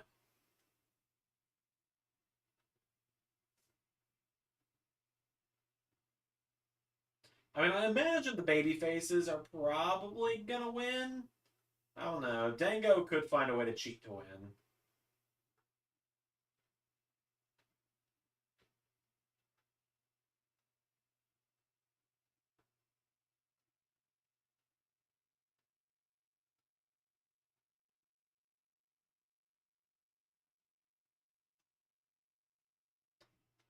What's funny is the only thing I know about Jake something is that he's buddies with Danhausen.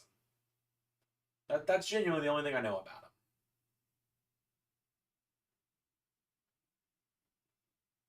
This is the first time I've actually seen him have a match.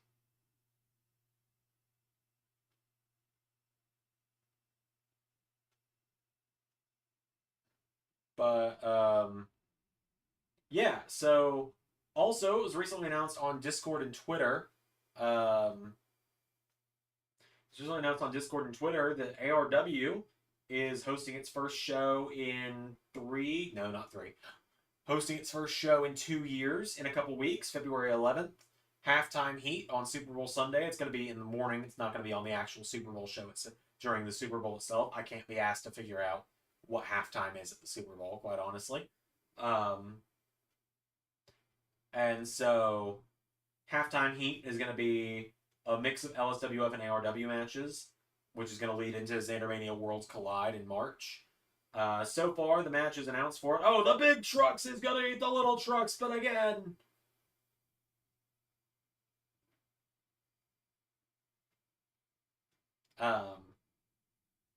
But so far, the matches announced are Adrian Nova, aka Hanzo, versus Shinobi for the LSWF and Los Angeles Wrestling Heavyweight titles. The duo of Elizabeth Bell and Laura Croft, the final LSWF and ARW Women's Champions against their biggest rivals, Gabriella Bennett and Lady Dimitrescu. Where if the challengers win, it'll be a fatal 4-way at Zandermania. I think Moose won the TNA title and Joe Hendry challenged them. Joe Hendry got gore. Joe Hendry got beat up by AJ Francis, Top Dollar on the kickoff show. So unfortunately, I'm not seeing him going for the world title anytime soon, as much as I would love it.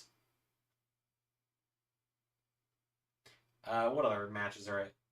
The Gang is going to get their LSWO Trios title rematch against Colton Scribner and his family. Ray and I will be defending the LSWF tag titles against the Doctor and Xander number 5. And the faces win. Nice. The big guys win. What else is on that show? There'll be more announced for it as well, but it's also going to be, it's going to be main evented by Arnold and Shaq with Ray as the special enforcer in a rematch for the AOW World Title. Zach asks, are you training for your match with Jinder? Oh yeah, totally. Can't take him lightly. He's a former United States champion.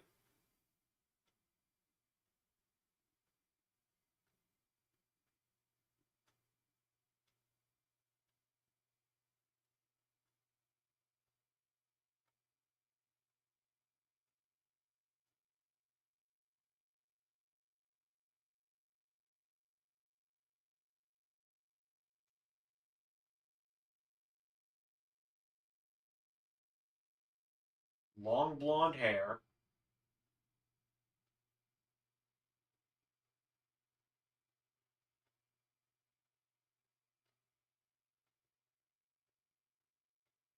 Okay, a woman with lighter skin and long blonde hair wearing heels just stepped out of a limo. And Drama King Matt is getting excited. It's not Mandy Rose, right? Oh, MK Ultra's coming out. My theory about a new team showing up tonight could happen.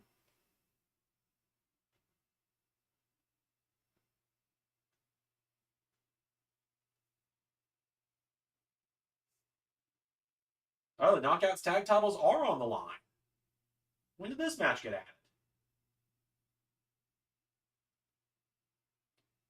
Also, fucking royalties for this team. I'll stand by that.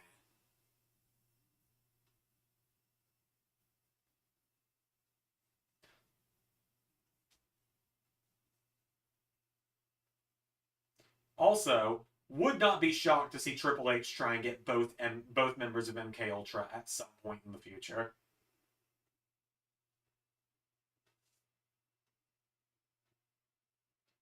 My theory is that we're going to see Tenille Dashwood and Dana Brooke, whatever she goes by, be their challengers. Because I think those two are TNA bound. The Inspiration is obviously not going to be their opponents because Jesse McKay has a case of the pregnant right now.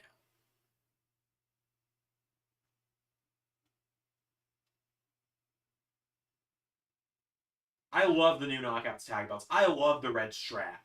It looks great on the TNA belts.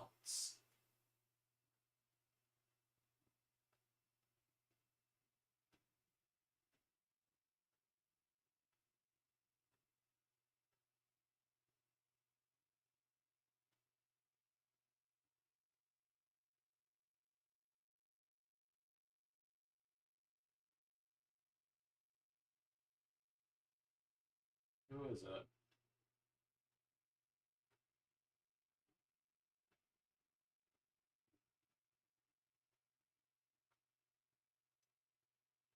Decay? Wait. Wait, shit! Are Death Dolls no more?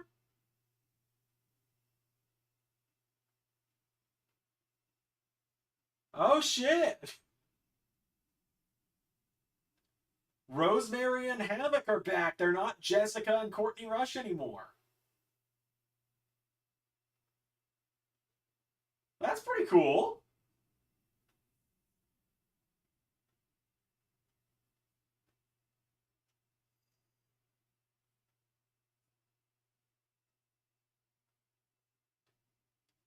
Zach says, so Sheamus versus Undertaker is the first official Retro SummerSlam match announced. There's been a few matches announced. They were announced in the Discord, though. That full SummerSlam card has already been announced, actually. Give me a second. I'll talk us through it. I don't have the graphics available. Like I said, I gotta get like a coffee table or something for right here.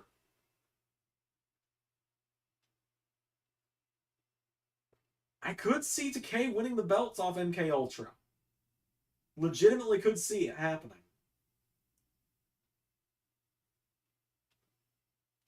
So let's see. Retro specials, 2010 SummerSlam. Right. So SummerSlam 2010 is going to feature Sheamus versus The Undertaker for the World Heavyweight Championship.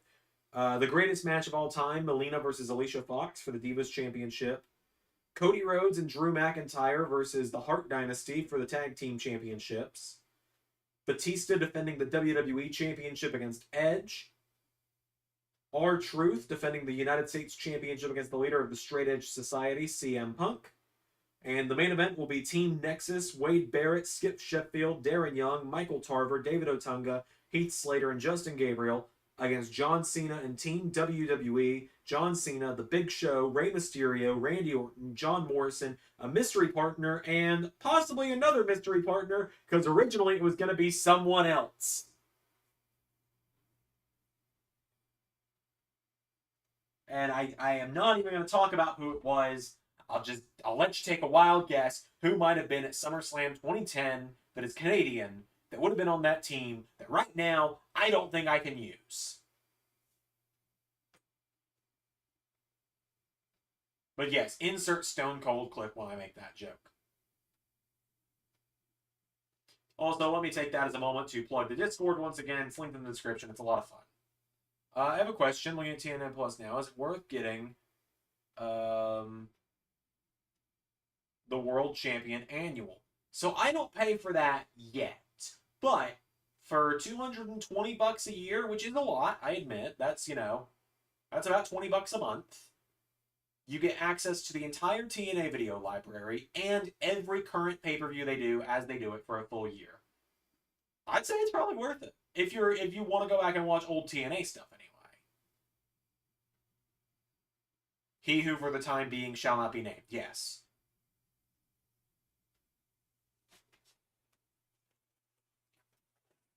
Oh, hell. Just wanted to grab a snack. Also, fun fact, here is, am I allowed to show these? Yeah. Here's what my universe booking looks like when it's not in the notebook. These are all shows that have already aired. But, yeah, you can see they're double-sided. And I was using a pink pen at the time. Which I can probably get rid of these. So, those can go in the trash. I was just reaching into this bag for a snack of some kind. Issue is, this is the bag with all the big candy in it. Oh, and a watch.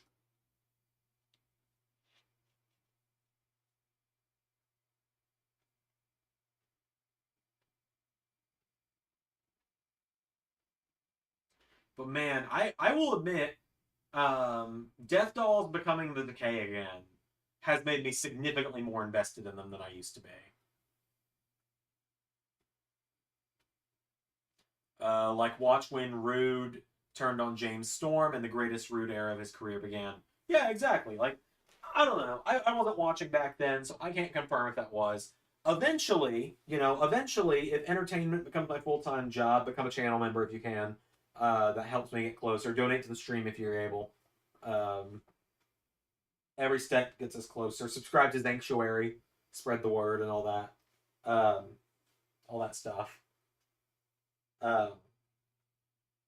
If I can become a full-time entertainer, a series I want to start doing is weekly watch-alongs where every Thursday, around if I get so good I can quit my day job.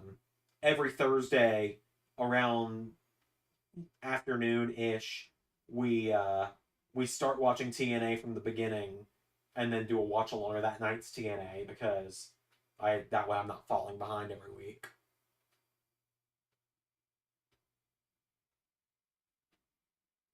I'm hoping for an MK Ultra win, but I also could very well see not Death Dolls, Force of Habit, because they've been Death Dolls longer than they've been Decay in my mind. Not that they've actually been Death Dolls longer than they've ever been Decay, but they've been Death Dolls longer than they've been Decay in the time I've been watching, to make that clear. Now, that's because I haven't been watching TNA for very long. But yeah, what was I about to say? I've lost track of what I was going to say. Yeah, I'd like to start doing like weekly TNA watch-alongs starting from the beginning.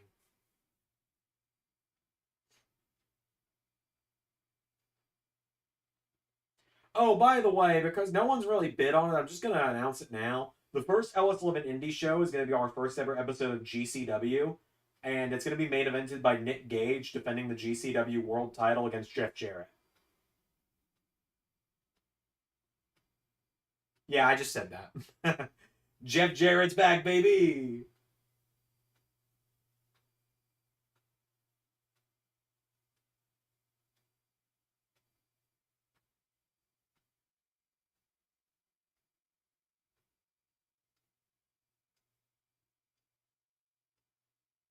Like I said, I think Triple H would be crazy if he didn't try and sign Killer Kelly and Masha Slamovich at some point. Masha, especially. That girl is she's not much older than me, if I'm right.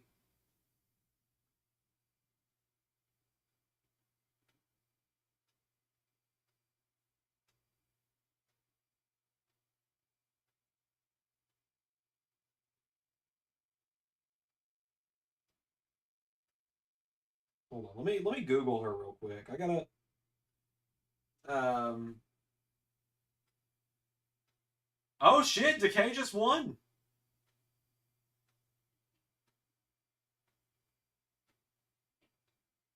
Watching the Aces and Eights arc of TNA from the beginning to end would be an experience. Zach says Nick Gage and Universal I was too brutal. There are plenty of weapon mods, Zach. That's all I will say there. Pierre says, fuck it, I'm down. Double J, King of the Death Match.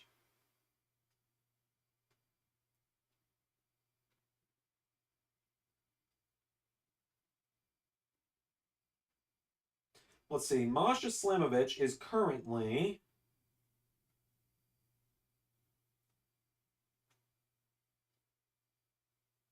25. She's 2 years older than me. Thank you, Pierre. Yeah, Masha's 25. Girl's got a lot of upside to her. I I don't know how long she signed with TNA, but I think she's a great pick for. She's a great get for any company that could get her. Killer Kelly's not much older. Let me.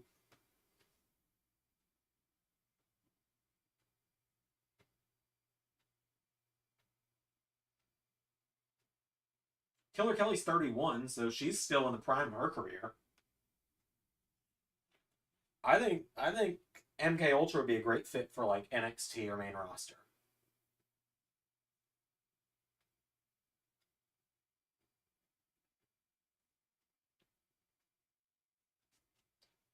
Man, we might actually get an LS11 style Nick Gage versus Mox and those crazy mods too. You know what? Jeff Jarrett should beat Orange Cassidy for the national title. It's probably going to be Roddy Strong that beats him, from what I've gathered.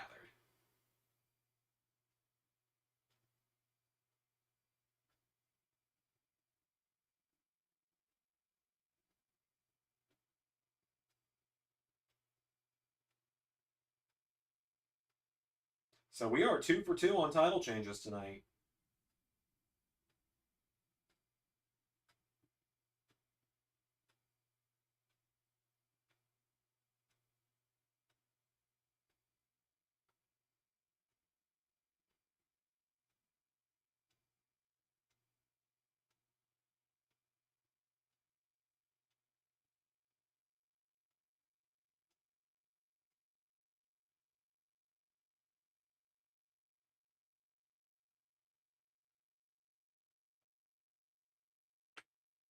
Yeah, it'll probably be Roddy Strong that beats Orange Cassidy, is my guess, since they kind of teased that already.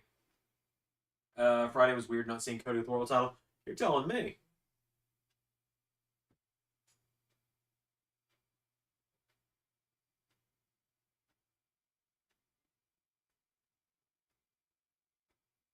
I know we've talked about it, but do you think AEW should bring back Bobby Fish for Undisputed Kingdom? Probably not. Unfortunately, probably not. As much as I would love to see it.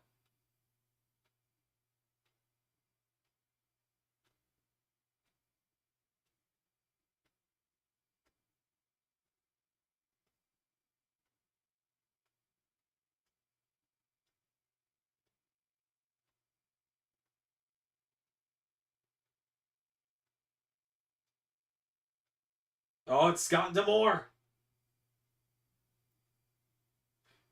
Scott D'Amore, baby. Booker of the Year, Scott D'Amore. Answer my messages, Scott. I haven't actually messaged him.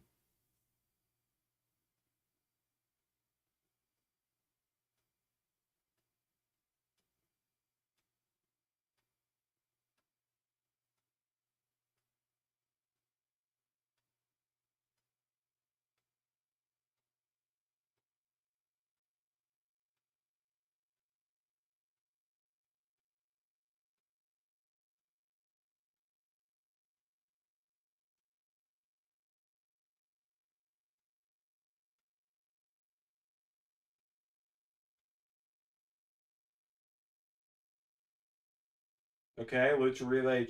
So the AAA CEO.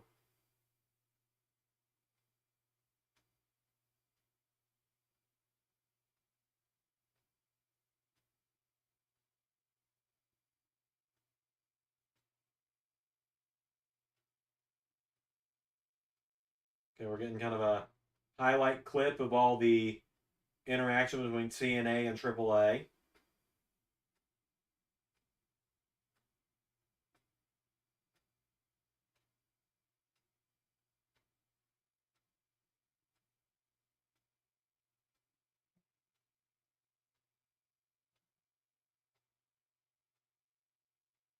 Okay, they're announcing TNA and AAA have an official partnership now. So that's pretty exciting.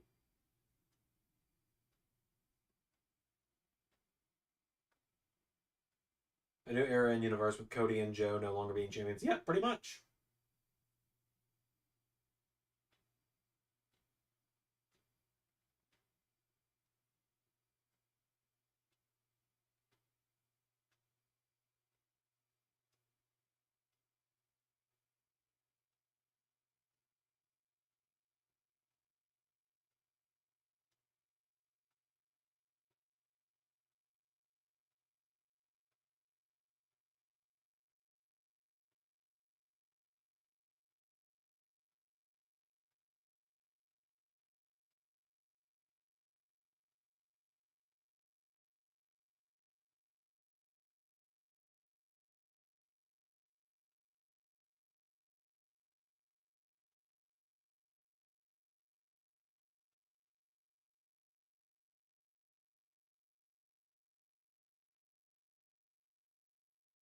This isn't the quote unquote biggest signing in TNA as the partnership, is it?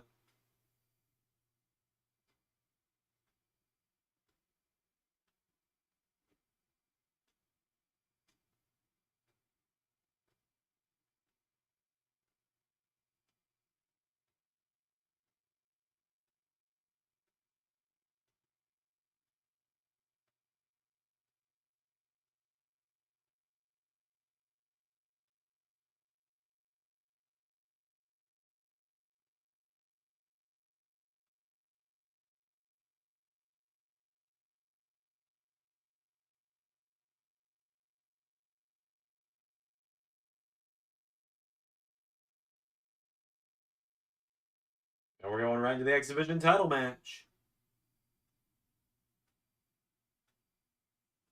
Jesus Christ, Pierre. That's an insane math you just did for us there. After a combined total of 986 days, Cody and Joe are no longer. Which, I mean, those reigns both took place at the exact same time, but still. That is fucking crazy.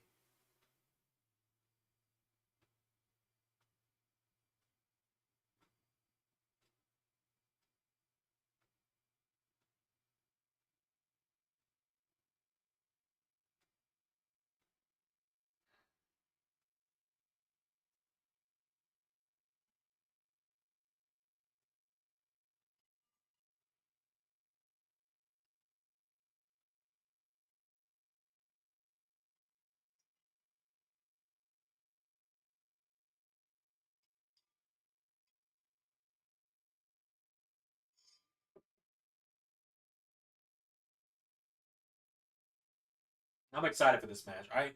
I do legitimately think this is going to be a Kushida win, which is nowhere near Roman's current reign IRL. Yeah.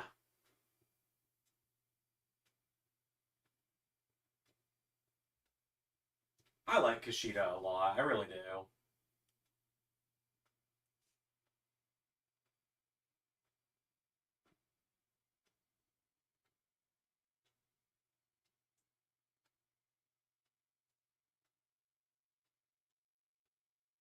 Also, folks, with Ray no longer doing with Ray no longer taking over Ring of Honor, the Ring of Honor 6-man tag titles are probably going to be unretired.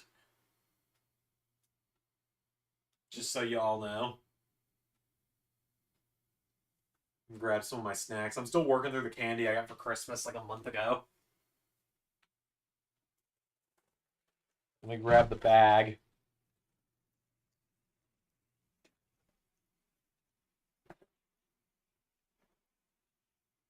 Yeah, I think it's a Kushida win tonight. Like I said, I think it's pretty much a night of new champions across the board.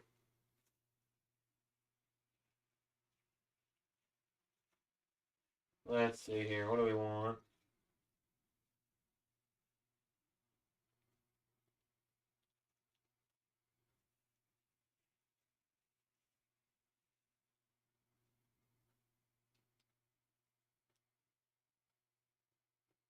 God, Saban is a 10-time X Division champion. That is such a crazy, a fucking crazy statistic. I really like the Pawn Stars reference on an episode of Raw. Pawn Stars was my favorite show. I'm glad you enjoyed it.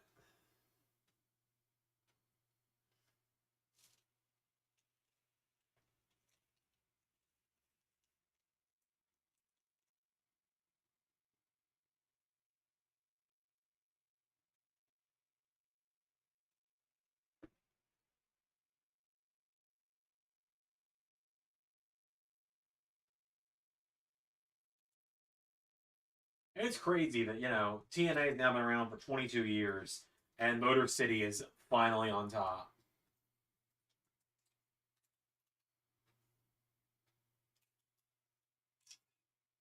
Ah, hell, that was dark chocolate right there. I'm not a dark chocolate guy.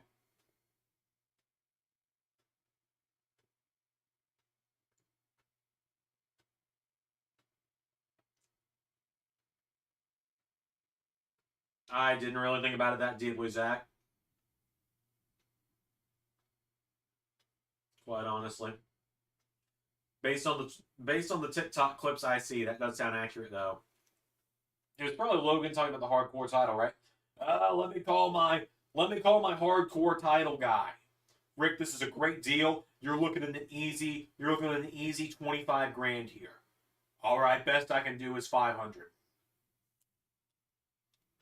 Who you got winning the tag match? Shame about Trent not being able to be in it. I actually think ABC's retaining. I'm tempted to go with Grizzled Young Vets. I'm going Grizzled Young Vets. I'm putting it in on them. I think it's a win for them. It's them. I think it's them. I don't see Rascals getting it. ABC is a close second. It's definitely not going to be Laredo Kid and Mike Bailey. And it wasn't going to be them either when it was Trent Seven on the team. I'm going to be honest with you.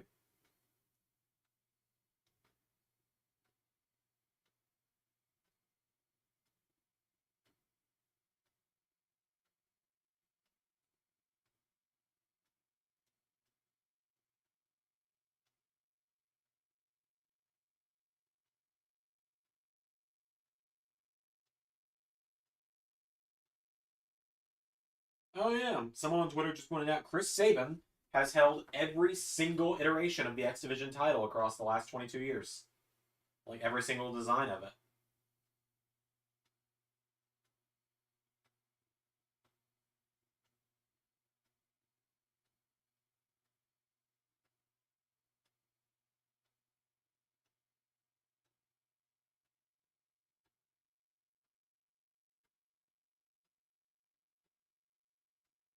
I don't know what's going on with Kushida's hair though.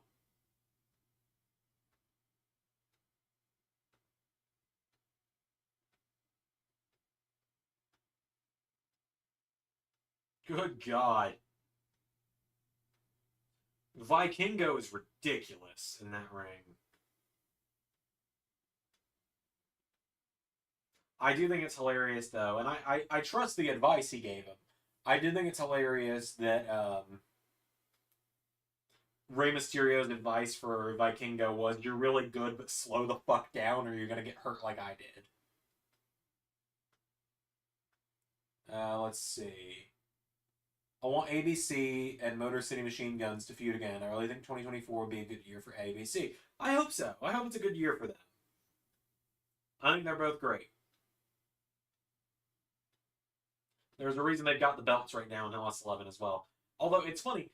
I think this is the first time, not counting when we first started Universe back in October 2019, I think right now is the most actual champions in a company that we have compared to real life. And what I mean by that is,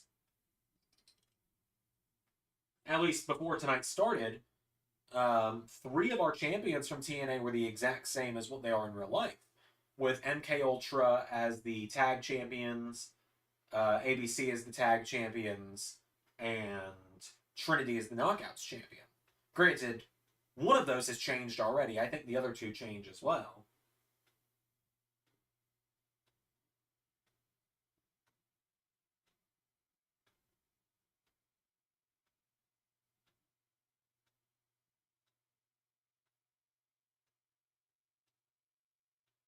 Yeah, just remember everyone, members get early access to Raw tomorrow, so that's pretty exciting. On Raw tomorrow, Tiffany Stratton gets the next person in her list of the 17 former Divas champions. She gets number 9 tomorrow in the form of Maurice. We'll learn more about how that's all been happening as well, and why Tiffany's yet to get a women's world title shot since Night of Champions. We're also going to be seeing Jey Uso versus Bronson Reed. Braun Steiner is going to face Andre Chase. We're going to find out who's next for Cora Jade because Roxanne Perez is currently under concussion protocol. Charlotte's going to face Liv Morgan in another match, so 2 women's matches tomorrow. That's exciting. Pete Dunne is going to address his U.S. title win. LA Knight's going to talk about the upcoming match between Judgment Day versus Cena and Knight at Halloween Havoc. And the main event of the show is going to be... I can't talk about that. The main event of the show is going to be a surprise.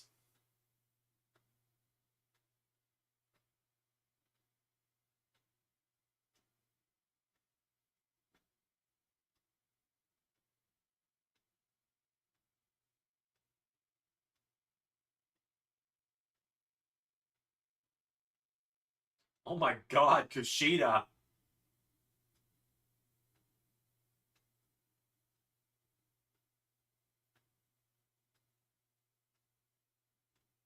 She's teamed with her like once, dude. And quite honestly, like, I'll say this here and now. I don't like Nia Jax at all. I'm not a Miz fan either. But the 2 things I'm most sick of right now, especially with doing Universe as well, the 2 things I'm most sick of right now are anytime Nia Jax is even remotely mentioned, not even seen, everyone be like, oh, I'm surprised no one's gotten injured yet. That, and anytime Miz shows up, there's one person in particular that's really bad about it in the chat, and they know who they are, and he knows who he is, and that's all I will say there. Is anytime Miz shows up, he has tiny you-know-what, everybody. Who fucking cares? The joke was stupid when it started 2 years ago. The tiny balls joke is so dumb. And I don't laugh. I never laugh when I see it. I audibly groan and go, God, it's too bad that's not ban-worthy.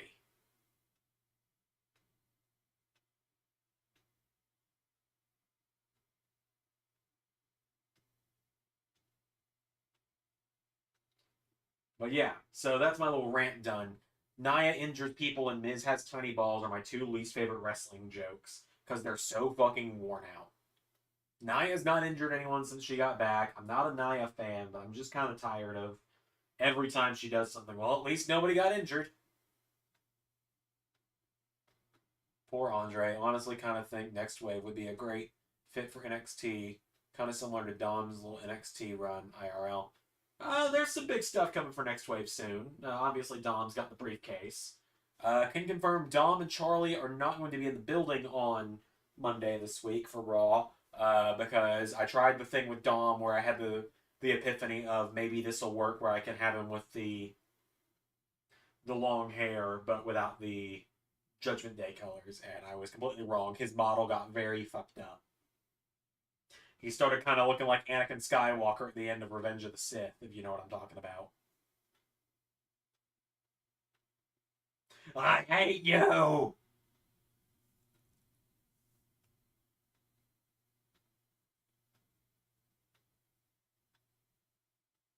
Oh.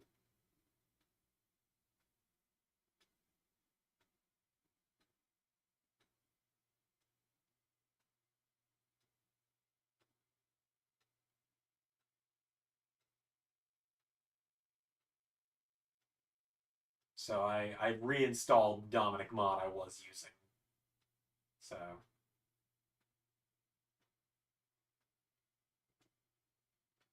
I think my feed is messed up again. Again, it's not TNA's fault this is happening. Why can't we edit mods? Yeah, I know. I mean, honestly, I could just like grab the version that was made by what's the status?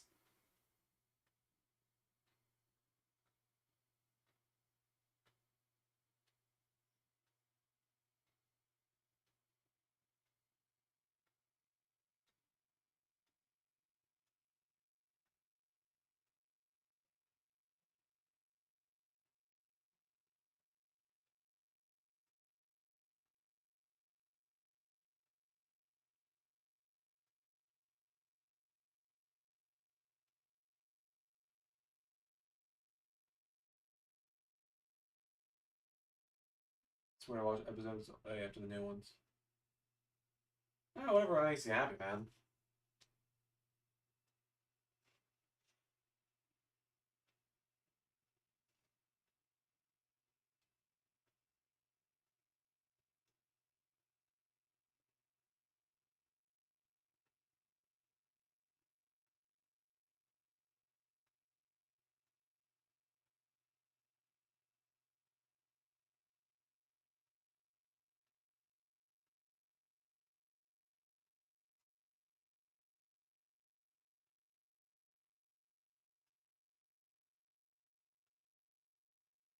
No more United States if Mommy the Bruiserweight has gold on once again, so that's great.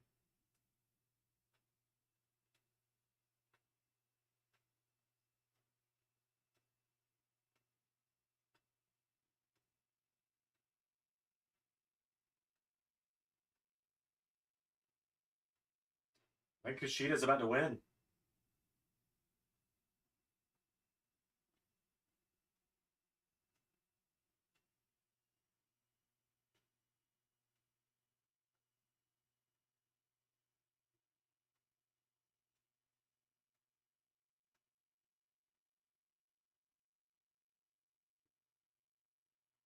It was the last time Dunn was champion. It was a cruiserweight title run back in season 3.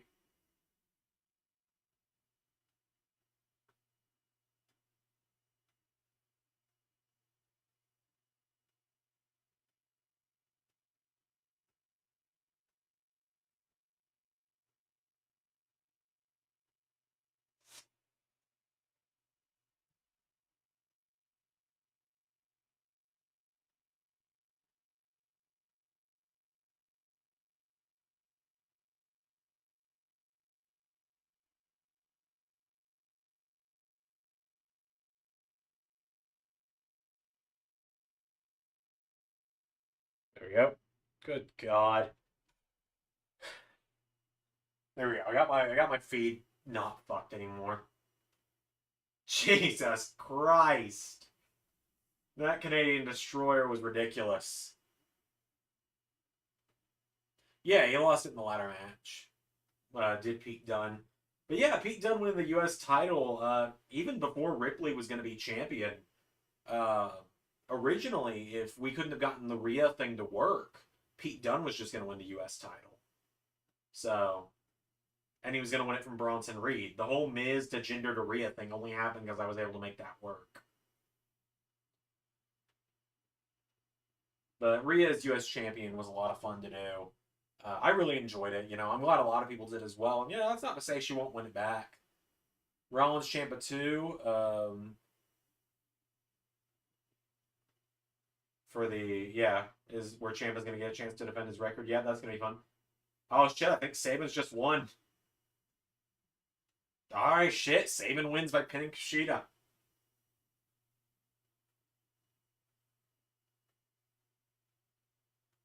maybe, okay, this is me thinking out loud here, right?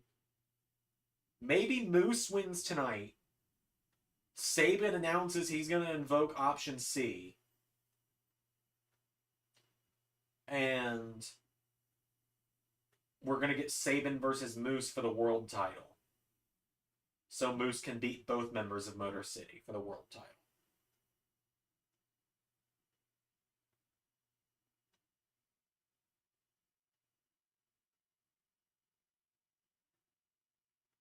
Okay. I have something I've wanted to show off on stream for a while now. Right. As we're seeing a recap video right now of Joe Hendry and Tommy Dreamer going to a Vegas Paradox Museum. Or at least we're getting a commercial for that. All right, Hammerstone. All right, look, I got something for Christmas I need to show off.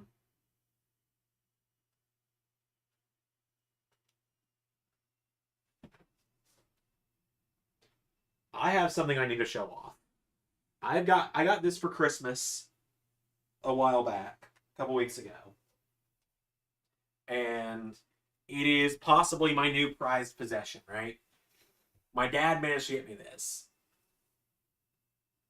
I'm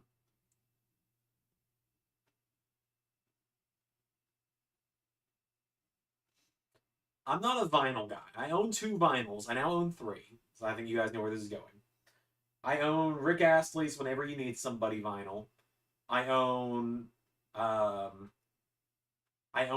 limited edition Thomas the Tank Engine one they released a while back. But this vinyl is quite possibly the best thing I could have ever gotten. And there's a reason I'm showing it off on Elsewhere Universe. Macho Man Randy Savage's Be a Man on vinyl.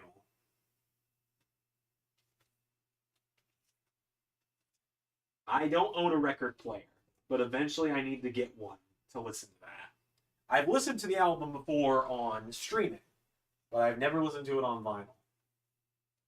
I was watching the other day, the first Double or Nothing, and that show held up with Mox versus Sami Callihan and Punk versus Omega. Oh yeah, it was a very fun show.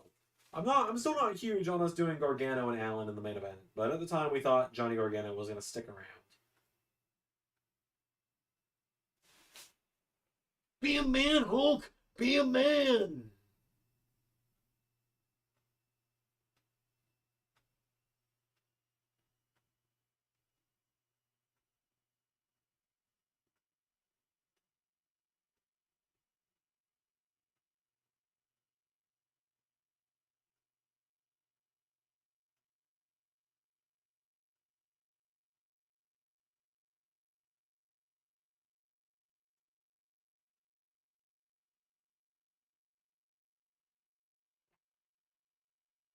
On. Technical difficulties on my end again.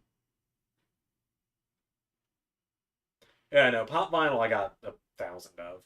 Not actually 1,000, probably a little closer to 100, but point remains.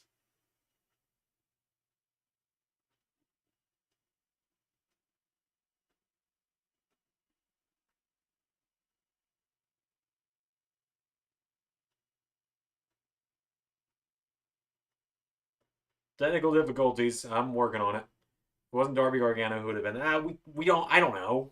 Like, yeah, if Johnny had stuck around, we were considering him being the inaugural international champion. I had to fight Ray, who was trying to make that happen still, even after we'd already agreed Darby was winning. It was like 2 weeks before Gargano actually returned in real life.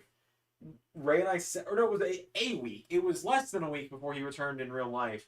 Ray and I were sitting on his porch. Ray lights up what Ray does and says, "All right, Zander, here's your last chance to convince me not to make Johnny Gargano international champion." Or at the time, All Atlantic.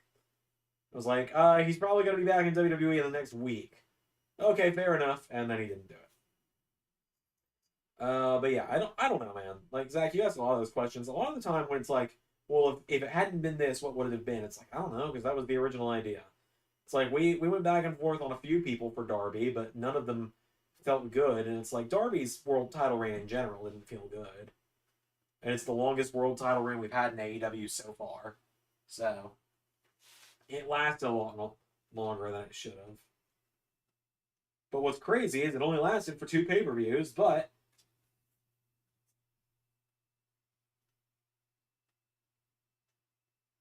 I do wonder if Hammerstone's going to sign with TNA or if he's just doing free agent stuff.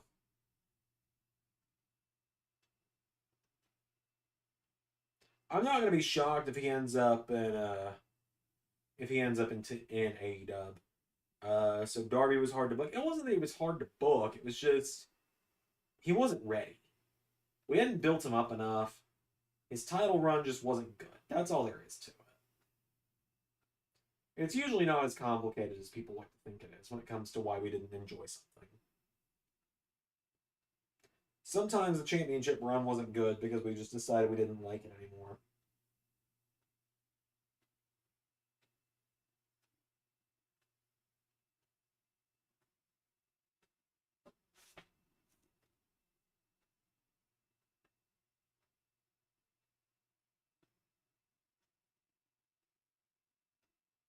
I would like to see Hammerstone get a shot at the big stage. I wouldn't mind him sticking around TNA for a while. I could see him in AEW. I would like to see him in WWE, selfishly.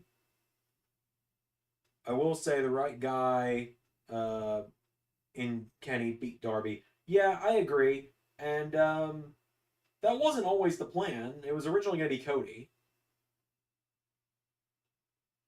One thing Ray and I are talking about that we're both pretty excited about. We talked about this on Christmas, funny enough. At some point in time, I don't know if it'll be Ray doing it or me doing it, but at some point we're eventually going to start going through and doing AEW. We're going to start going back and doing AEW from 2019 or technically 2018 to 2021 when we started, get it all caught up and have an actual story explanation for why all the belts were vacated. So, looking back, MJF should have retained. No, I'm not saying that at all. I'm just saying maybe someone else should have beat him. I'm not saying it should have been Phil by any means. That's originally Punk versus MJF was booked for that show, and MJF was going to retain. But we didn't want to stick the first loss to Punk just yet, and it felt a little too soon. And ultimately, we never got to do it, obviously, but that's fine. I don't know. I don't know who I would have had beat MJF, but it wouldn't have been Darby, probably. Maybe it would have been Mox. I don't know. Mox doesn't really fit either. Honestly, thought Kenny's reign would have been a bit longer. It was supposed to be.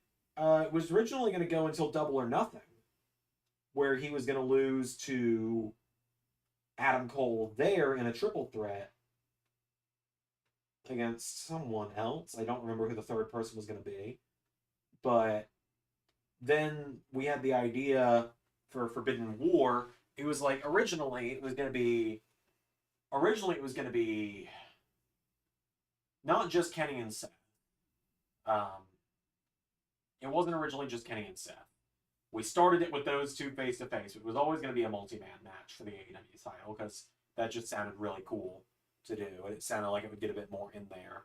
I think Mox was going to be the other AEW guy at one point, and it wasn't always AJ because it was originally going to be AJ and the Good Brothers against Hangman and the Bucks. It wasn't going to be Roman.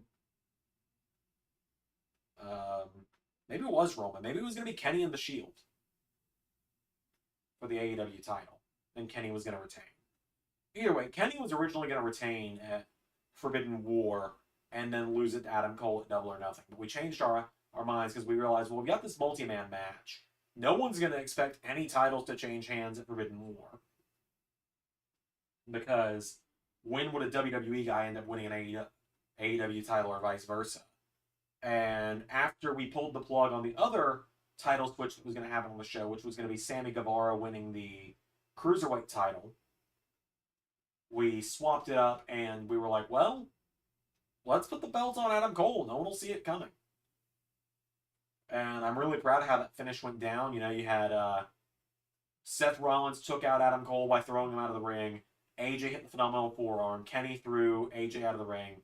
one winged angel. Seth Rollins is now one of only three, two, one of only two people in LS 11 to kick out of one winged angel. That being CM Punk and Seth Rollins. And then Seth fell out of the ring, and Adam Cole came in. Couple of Panama Sunrises and the boom, and that was it. It just felt like the right way to end it. It was like I enjoyed Kenny's run as well. It was a lot of fun, but yeah. And I like Kenny. I think when it comes to the elite, him and the Bucks, I definitely prefer Kenny. I'm not a Bucks guy. I really never have been, and probably never will be. I will admit there was recently an offer I made to Ray when he was just kind of, oh my god, when Ray was just quite clearly sick of the Bucks recently, which he still is. I had at one point offered him a trade for the Bucks for TNA in exchange for probably Motor City, sounds like what I offered him, but he was like, no, it's fine. So, Bucks are going to stick around in Ray EW for now, at least. Zach says Swerve and Impact was entertaining. Swerve and Impact was fun, man. I had a lot of fun with that, and I'm really glad he's finally getting something with Ray. Ray is making a big deal out of Swerve, and that's pretty exciting.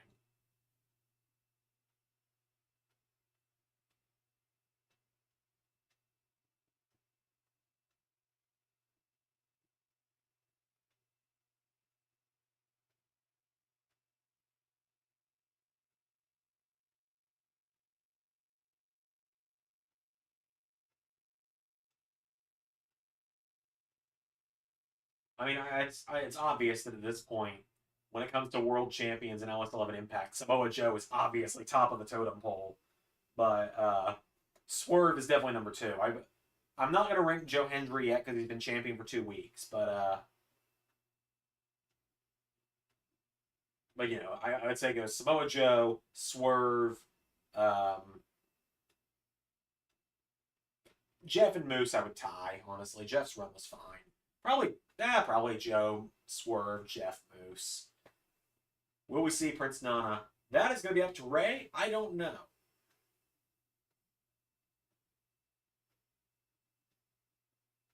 I honestly don't have an answer for you on that. I wish I did, though. If it were up to me, yes. But it's going to be up to Ray. I personally think Prince Nana is a fantastic addition to Swerve's character.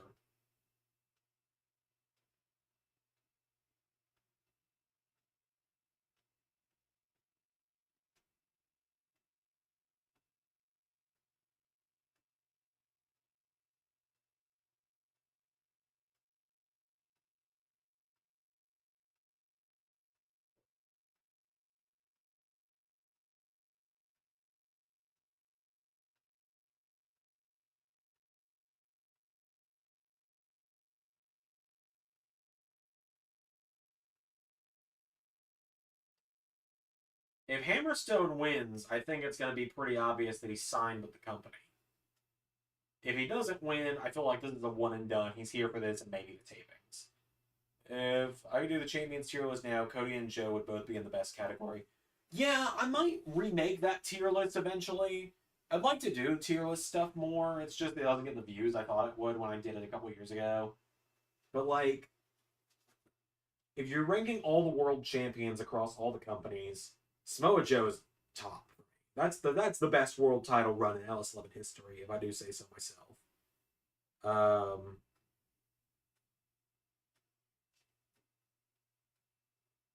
As I'm going back to the 2K22 Gauntlet match, the 3-on-1 with Moose in WWE, as I think that's what that says. The stupid React heart is in the way.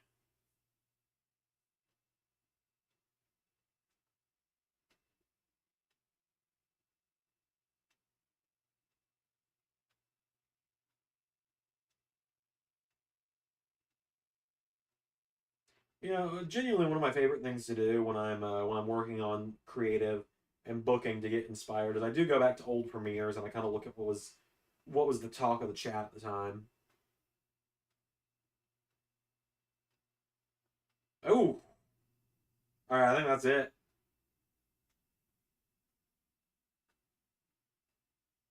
Well, that ankle lock is grapevine. You're done.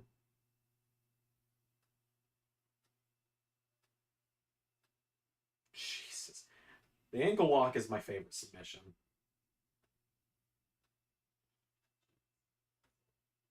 Oh, he got the ropes. He got the ropes. He's got the ropes.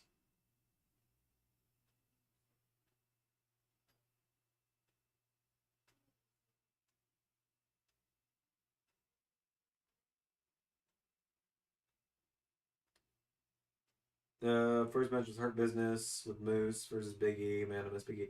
Yeah, I miss Big E too. I'd like to see Big E back one day, but even if anything, put Big E on commentary, right? He can't be any worse than Kevin Patrick. I like Kevin Patrick, but he's not very good at commentary. He's gotten better, but he's not good enough to carry the show on his own.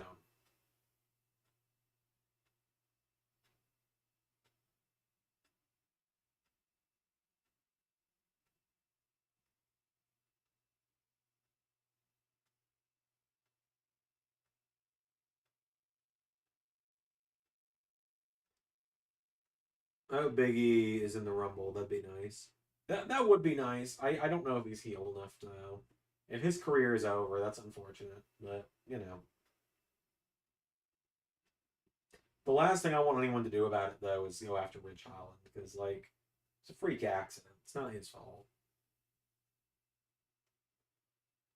Will we ever see any of Punk's 561-day title reign? Yeah, eventually. Eventually. It's just gonna depend on what retro shows we do. Because like SummerSlam 2010 is next, but who knows what I'll do after that. It's just gonna be up to how I'm feeling at the time. And I don't even know when SummerSlam 2010 is gonna happen, honestly. I don't know when I'm gonna get around to that. When the Straight Edge Society entrance mod gets released, I'll probably start working on it then because I can have Punk enter with Luke Gallows to face R-Truth.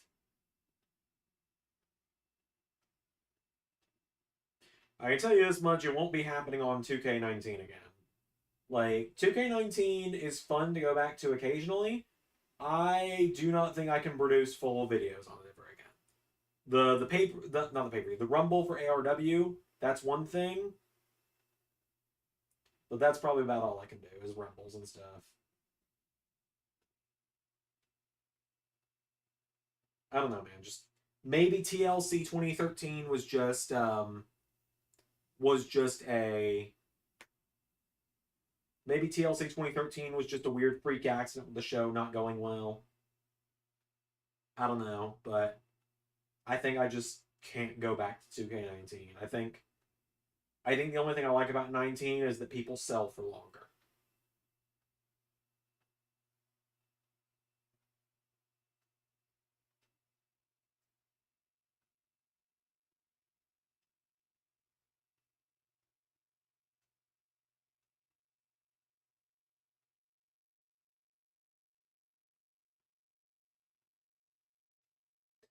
Kind of interesting thing here with Josh Alexander, by the way, is Multiverse of Matches last year. He was actually going to beat Andrade for the Ring of Honor World Title, and then Andrade was going to win it back with help from LFI. Yeah, at Slammiversary, and I told Ray this, and Ray, and this is one of the few times I got mad at Ray, but just malicious compliance went with it. Ray was like, well, Zander, I need the Ring of Honor champion to look good for when I do this. Because there was a point in time where Ray was like, it was like Ring of Honor was firmly mine, New Japan was firmly his, but he was going to bring the Ring of Honor champion into AEW and have him lose it to someone else. Ray was going to have Dustin Rhodes beat Andrade for the Ring of Honor title. And I got a little annoyed because I was like, well, Ray, this is my belt, and you're just telling me who I can and can't make champion so that you can put it on your guy. But, I did the same thing in NXT a few times, so I can't really complain. And ultimately, Dustin Rhodes didn't win the Ring of Honor title. Josh Mullins in chat. Hey, Xander, how's your day been? Pretty good, pretty good. Been getting the Sanctuary all set up. That's where we're at now. That's a dub for Josh Alexander.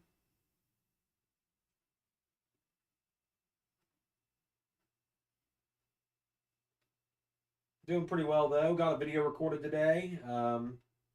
Got the room a little more unpacked. Still working on it though. Got some universe stuff booked today as well. Could you imagine Biggie and Graves as a commentary team after Biggie was throwing the jacket? Yeah, that's exactly what I want to see. Is Biggie as play-by-play, Corey as heel. That's exactly what I want to see.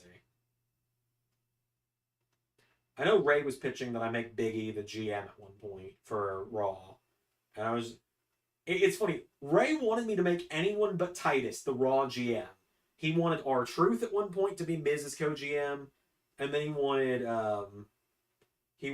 Biggie, and I was like, look, man, Titus is going to work, because Titus is not full-time. Titus is not going to get back in the ring as often. So, Biggie could still theoretically return, and R-Truth is returned. Let's see. Who do you think are the final four in the Rumble? I say it's going to be Sammy, Drew, Punk, and Cody. I think that's a solid pick here. I think that's a solid couple picks. I'm hoping the Rascals don't win, quite simply because I quite simply don't want to see spray paint on the fucking belts again.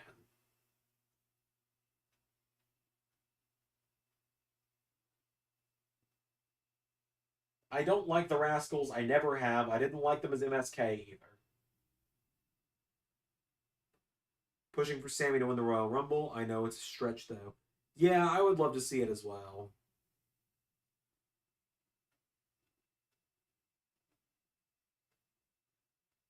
I like how the video is still playing like Trent Seven's gonna be in the match. It's like, it's like that. God, I'm excited for Grizzled Young Vets, man. I'm so excited.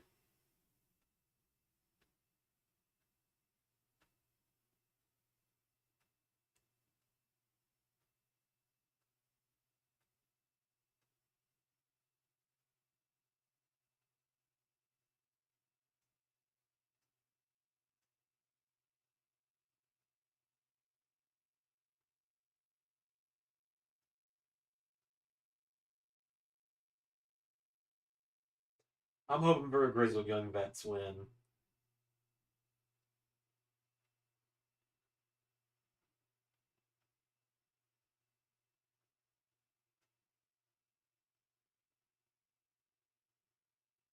ABC are coming up with a successful defensive final resolution. Rascals getting their contractual title rematch. Bailey and Seven defeated the Rascals in the final evolution to earn this shot. GYV are making their TNA debut. They're four-time tag team champions. I like how it's still saying Trent Seven. He's not here. Let's see. I do think Miz and Titus' co-GMs could have gone a little bit longer. Yes, it could have. However, I needed to get the U.S. title on Jinder somehow, and Miz was the only way I was getting there. Man, Nathan Fraser's breakout WWE star of the year. Or is that pushing? No, I'd say he is. I mean, the Roman match, the Cody match, the Barrett match on the house show, the Ciampa match.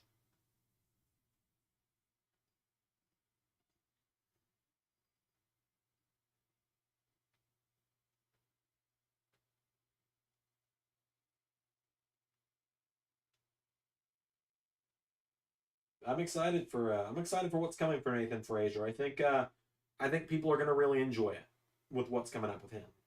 Some big stuff planned for him over the next year or so. He's kind of one of my big projects, is Nathan Fraser.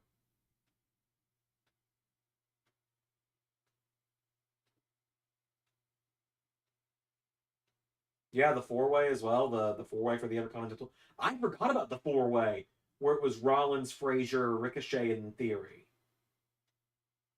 I don't know how I forgot about that. Where Rollins technically stole the win from his own student.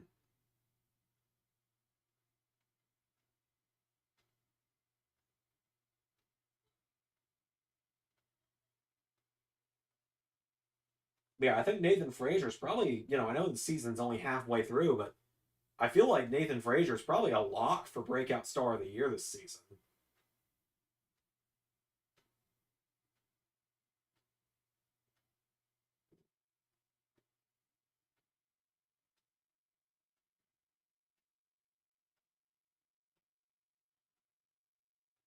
think Punk wins the belt at Mania, which I don't think he will. I say Sammy dethrones bitter heel Punk. I think Punk might win it at Mania. I think he might. My guys right here. Grizzled young vets. Those are my guys right there. I love these guys. It's his award to... Wait, hold on. Yep, it's his award to lose. I mean, the only other people I can think of that might qualify for Breakout Star of the Year, Juice, assuming we do all the Breakout Stars as one thing and not just different companies. Juice, Trick. Now, Hendry already broke out last season. Juice, Trick, maybe Lexus King, maybe.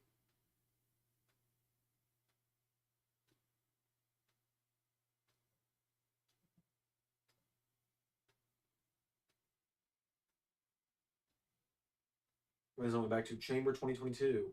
Yeah, Chamber 2K22 is a good show. I like that show. That's a really good show, in fact. I think the Ziggler and Brian Cage is a good match on that show. I like a lot of stuff on that show. The main event's a lot of fun. The Chamber really is the first breakout match for LA Knight, where he eliminates almost everybody and then Roman takes him out. I still remember when I did the gauntlet on the Raw beforehand, where LA Knight ran the gauntlet by getting a count-out win over one guy, roll-up win on another, and a clean win over another, and then Rude got him self-DQ'd. Someone commented, LA Knight was booked too strong. It's like, he fucking cheated for one fall, took a count-out on another, got a clean win on another, and then got a DQ win on the other. It's not like he was powering all four guys up on his own and winning every time. Yeah, Rollins and Cena. Absolutely.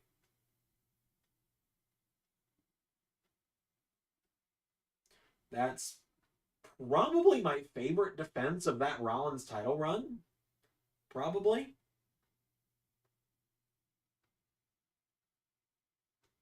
It's a good episode. The Gauntlet was also my birthday, I believe. Yeah, the Gauntlet match was on my birthday. I remember that. Because that aired, I won the hardcore title on the show and then lost it to Corey Graves. I won it from Danhausen. And during that show, I did that show, and then I got my Lego Daily Bugle from my now wife and spent a few hours building that, had some personal stuff happen. Something always goes wrong on my birthday, and something went wrong in that time. It was an interesting day. Something just always goes wrong on my birthday every year. So, not saying Punk winning at Mania is a bad idea, because it's not bad. He said he's going to finish his story in Main Event Mania. Yeah, I remember that, Zach. I remember you being in chat that day. I felt really bad that happened that day.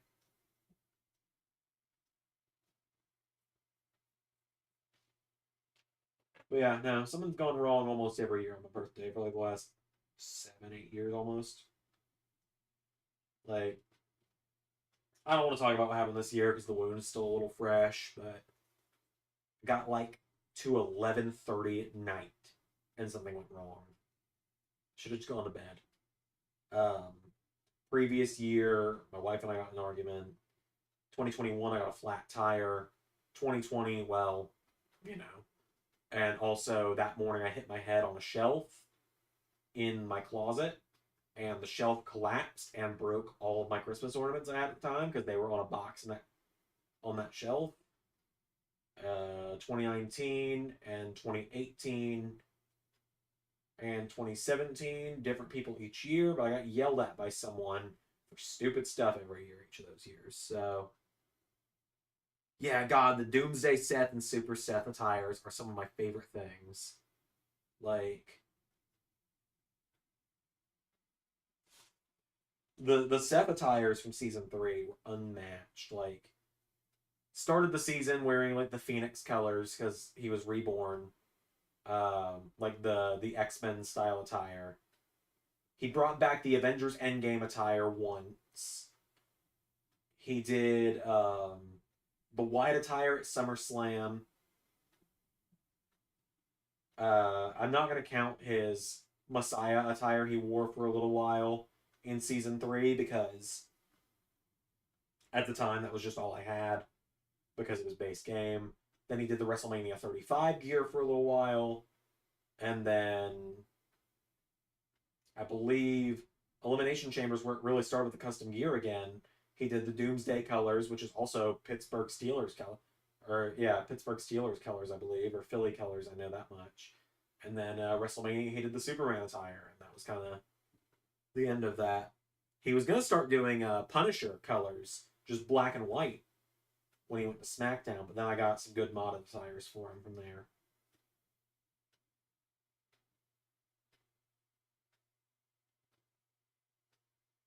And now I just think that the gimmick he's got going on works better with the flashy attires. Has it been good so far? Yeah, it's been pretty great. New champions almost all across the board. Well, there's only been 2 title matches, right? Yeah, there's only been 2 title matches. The Decay came back. They're no longer the Death Dolls, so Havoc and Rosemary are the Knockouts Tag Champions now. Sabin retained in a barn burner with Kushida and Vikingo. Crazy Steve is the new digital media champion after killing Tommy Dreamer with a bunch of forks. I'm not even joking. AJ Francis / Top Dollar is apparently now in the company after laying out Joe Hendry, which, you know, not very happy about that. Yeah. Is the Punisher attire ever going to see the light of day? Probably not at this point. I don't really watch too much TNA. I usually just catch the occasional video when it pops up in my recommended. Yeah, I used to be the same way. And then on this day last year, I went to Hard to Kill in Atlanta. And I only bought tickets because I thought, what the heck? I can go see Joe Hendry live for the first time. I'm a huge Joe Hendry fan. I'd like the opportunity to see him in person.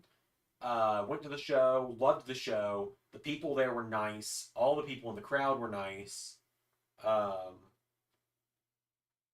it was just really cool, yeah.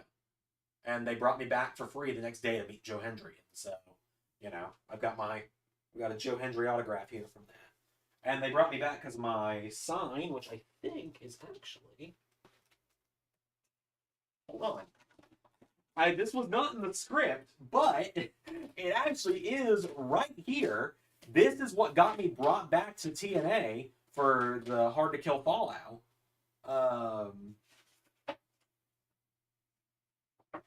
Where I counted the number of days since the first WCW loaded, and when Joe Hendry came out, I held up this sign that said, I've waited 2,391 days to see Joe Hendry. And, like, it's not as flashy as I would have liked it to be, obviously, but the sign I made that sign very last minute because I got off work as a substitute teacher at 3:45, had to be in Atlanta by 6 for opening bell. And it was an hour and 45-minute drive. So I got there at 5:30, had to stop at the nearest store I could, which was a Target in Atlanta, which is fucking impossible to park at, but I got lucky enough to get parked. Ran inside, bought a poster board and some Crayola markers. Also found a couple of figures I needed for my Sonic the Hedgehog collection, but that's another story for another day. And made that poster sitting on the roof of my car, or not the roof, the hood of my car at the time that I had. Which is not the car I have now, is it? Was I? No, I was in the SUV at the time. I was in an SUV at the time. I was in my Honda Pilot I had at the time before it got totaled. And well, as soon as I leaned forward to, well, I'm gonna fix this anyway. It's lagging a little bit again.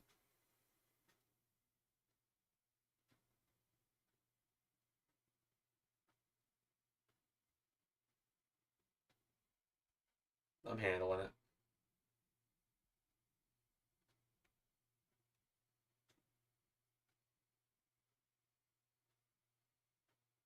There we go. Back in. But yeah, let's see. Zach says, is the attire you made for Gargano ever returning or seeing the light of day again? I assume you mean the Green Goblin gear from one final beat. Probably not, because it doesn't fit anymore, because he's a good guy again.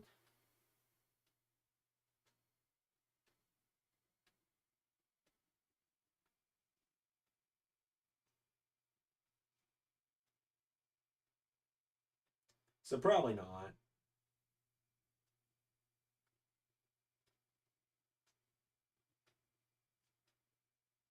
I also don't have that attire anymore because it was on 2K22. I uploaded it on 2K22 so people could download it. It got like 60 or 70 downloads, I think. I'd have to look at the community creations again on there. Excuse me. I've still got 2K22 downloaded on my PC because I used it. Little known fact: the NXT is back video package that had like Rollins and Jinder, Charlotte holding up the NXT Women's title and stuff like that. That was done on 2K9 or 2K22 because that game had the My Faction card of Seth Rollins in his NXT gear. If Rhea and Jade are ever on the same show again, now we can see that rematch done. Yeah, you never know. Green Goblin Gargano was awesome. Yeah, I'm still proud of that. I hand drew that attire. Like that was all my own artwork, and I was really. And Johnny Gargano himself thought it was really cool. He liked it on Twitter. I posted it one day, and he left a like. And it was at the time where he was out of WWE. I thought about DMing him to see what he thought about it, but he saw it on Twitter, and that was good enough for me. I wish he'd commented on it, but you know, you win. You take what you can get, right?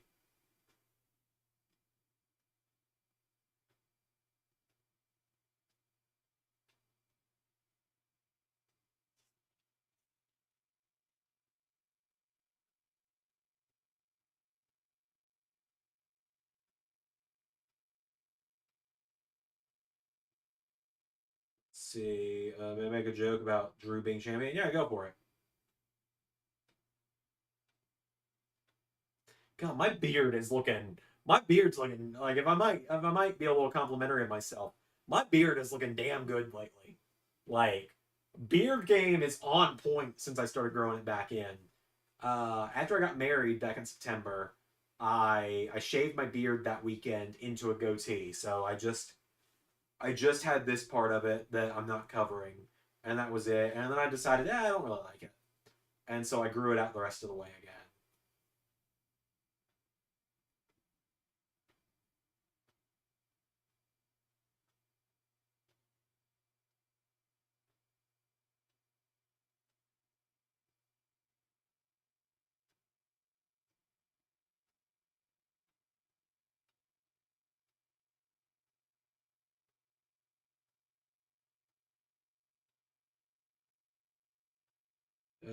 Now let's see, man. Now we wait for the one match that always is guaranteed when one of them is champions. I assume you mean Seth and Drew. I wouldn't. I probably wouldn't expect to see Seth going into the World Heavyweight title anytime soon. Oh, GYV nearly stole it.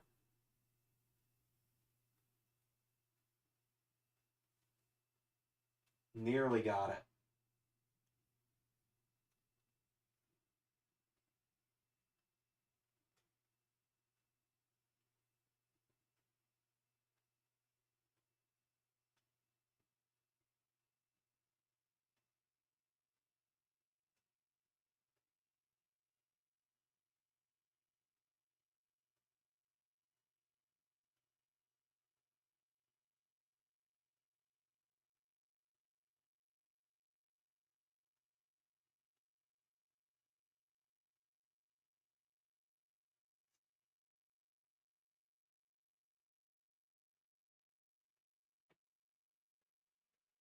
Of course, I'm still having some technical issues on my part. Like I said, it's not a TNA thing.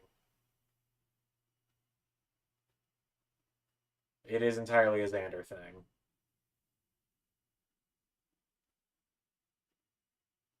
So I have to lean forward occasionally. The last Seth and Dream match was 2 years ago.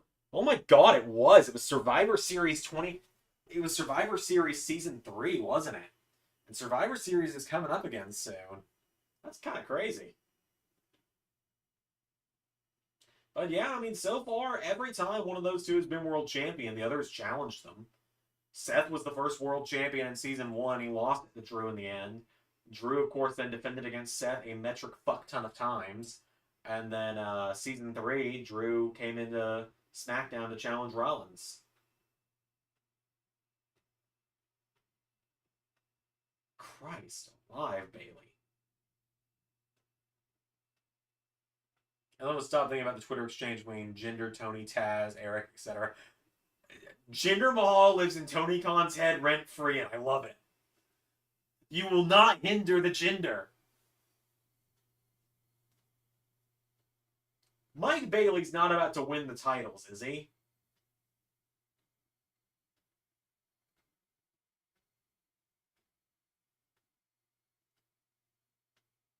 I was talking about Chamber 2K22. Man, was Ciampa Lesnar brutal. Yeah, match 19 in the Lesnar comeback series where he had to win 20 matches before he could fight for a world title. That was a lot of fun. I really like doing that story. Jesus!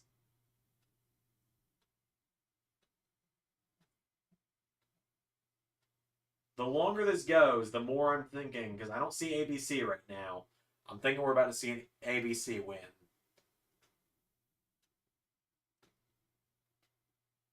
Jinder has been massively benefiting from this. Yes, he has, and I love it. Put the belt on him on Raw, cowards. I saw a Twitter thread, right? There's a Twitter thread explaining why Jinder should win on Monday, okay? And I liked this. Okay, hear me out. Seth and Punk doesn't need the world, and I'm not taking any credit for this. This is on Twitter. Someone else did this. Seth and Punk doesn't need the world title. It's bigger than the world title, right? However,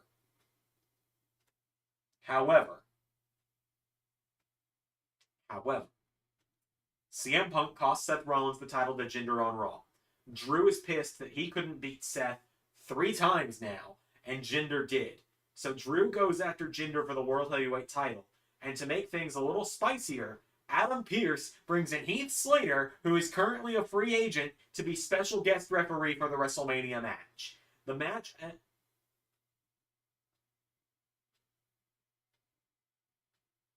And ABC win it. Damn.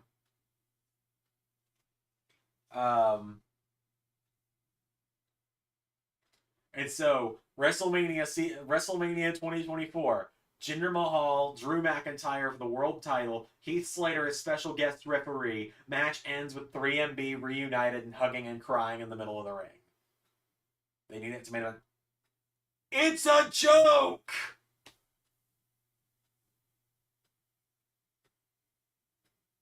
Oh, this ain't over between the vets and the ABC. Ace Austin and Zach Gibson are mouthing off to one another.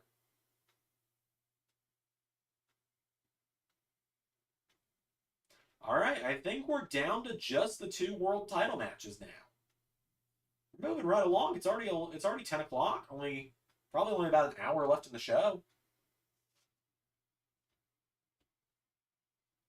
Where the hell did I put my phone? There it is.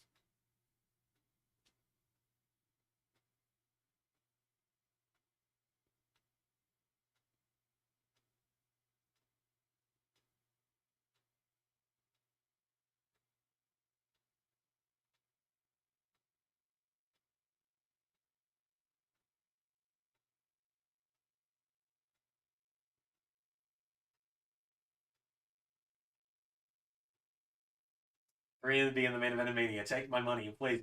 See, it's genius, right? Like I said, I can't take credit, but it's genius.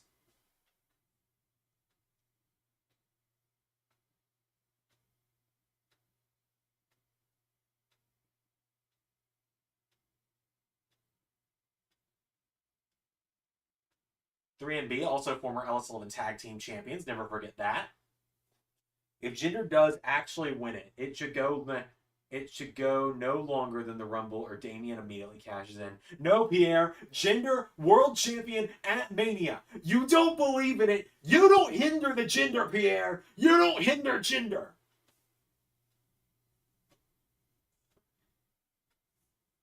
You don't understand. The Mahal Maniacs will not be stopped. I am a proud Homo sapien. I'm a proud Oba feminist. I am a proud Jinder Mahal maniac. Why do you think he's booked in so much stuff in LS11? If I didn't like him, he wouldn't be on the show. Like, people are always like, God, why do you hate Jinder so much? The thing is, I don't. Being the funniest and most important jobber on the show is actually kind of an achievement, because it means you're the best of the worst.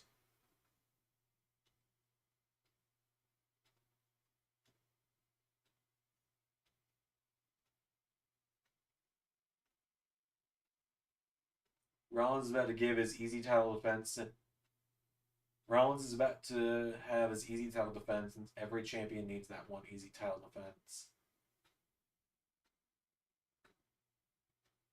Oh, it's Dana Brooke, or Ash by Elegance. That's Dana Brooke. That's cool. I thought she'd be a good fit for TNA. That's cool. Good for her.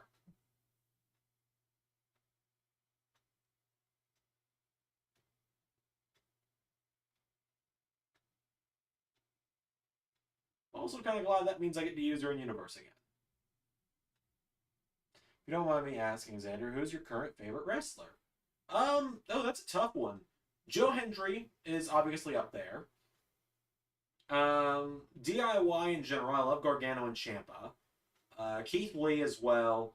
Rhea Ripley is my WWE answer, probably.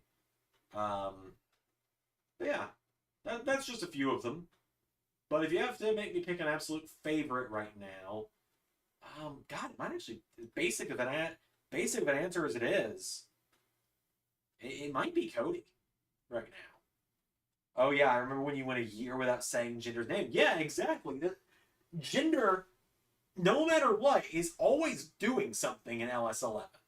If I didn't like him, he wouldn't be doing anything. He would just not be showing up. Like, you look at the roster on ls11universe.com, cheap plug there for the website. I don't get any kind of, like, payment from the website, so I don't know why I plug it so often, but, like, let me look at the WWE roster on here, and I can kind of give you some pointers on what I mean by that. Like, it's obvious that I do like Jinder, because he wouldn't be doing anything otherwise. Like, you look at the roster, and you can scroll through here, and you see that, like, there are people I don't care about or just don't like, and it's obvious when you flip through the roster, you will know, because, like, let's see. I'm trying to think of who the best example of this is.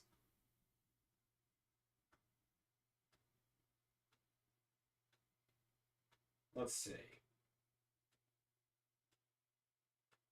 Joe Gacy. Joe Gacy's a perfect example. Joe Gacy was on main roster in LS11 Universe for 3 years, from Season 3 into Season 5. In that time, since he's been there, Joe Gacy has had 6 matches. Because I don't care about him. You can't say you can't say that about everybody. Jinder's been doing something always. Exactly. Jinder Mahal versus R-Truth. Zach, we did that on a WWE live show for the US title. Because R-Truth's first ever win on the channel was against Jinder. And then Jinder beat him in a US title match. Let's see, who's another good example of, like, I just don't care, so I don't do anything with them.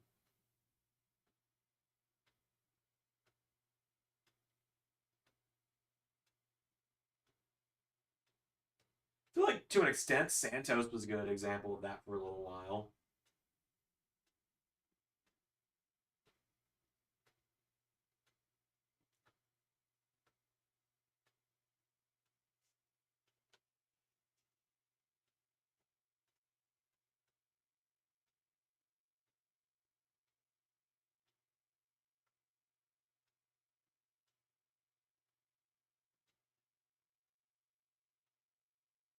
If I had a nickel for every Hard to Kill pay-per-view where the Call Your Shot Gauntlet winner is invoked their trophy for a title match, I'd have 2 nickels. It's not a lot, but it's weird that it happened twice, right? I think I've thought of a name for TNA. Okay, or not TNA, NXT. I'm interested because I've said It's been ZXT, it's been NXT by ZRC. It's been a lot of things. Sami Zayn has solidified himself as my favorite wrestler ever since his run with the Bloodline. Cameron Grimes, unless he's already there. He's still on Raw, is Cameron Grimes. He was on WWE Live recently against Rhea. I've thought about Grimes going back to NXT. I've thought about it. Because there was the whole story of him being the last guy not drafted from NXT Fallout. And that was originally, I think I've talked about this a little, that was going to lead to a U.S. title win at one point in time. Then we decided to put the belt on Ziggler. Originally, the U.S. title lineage was going to be a little different. It was still going to go to Big E off of Ciampa the following month at Night of Champions, with Gargano costing Ciampa the belt. But then Big E was going to defend Cyber Sunday, where Bobby Lashley was going to steal it from him. And then Lashley was going to kick out Big E from the Hurt Business.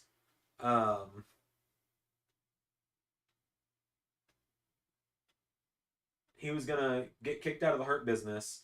And then a few nights later on Raw, Cameron Grimes, who at this point still didn't have a contract, was going to be sitting in the crowd. And MVP was going to pick Grimes out of the crowd as a defense for Lashley. So Lashley didn't have to defend for 30 days.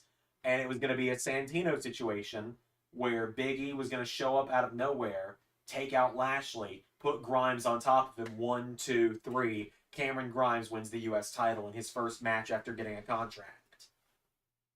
Or in his first match before he even gets a contract.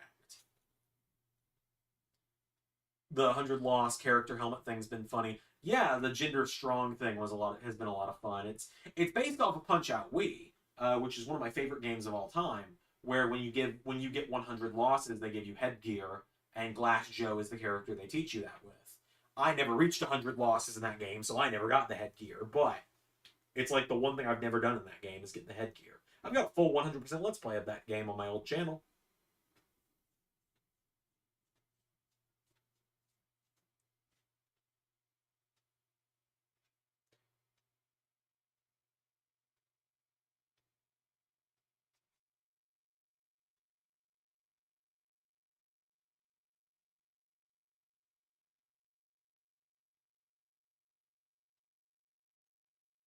Jinder versus Glass Joe, ARW. You never know. Never know. Jinder and I will be facing off at Zandermania for the Zandermania Grand Championship, by the way. I don't know if it's going to be called the Zandermania Grand Championship or the LS11 Grand Championship. I haven't decided yet.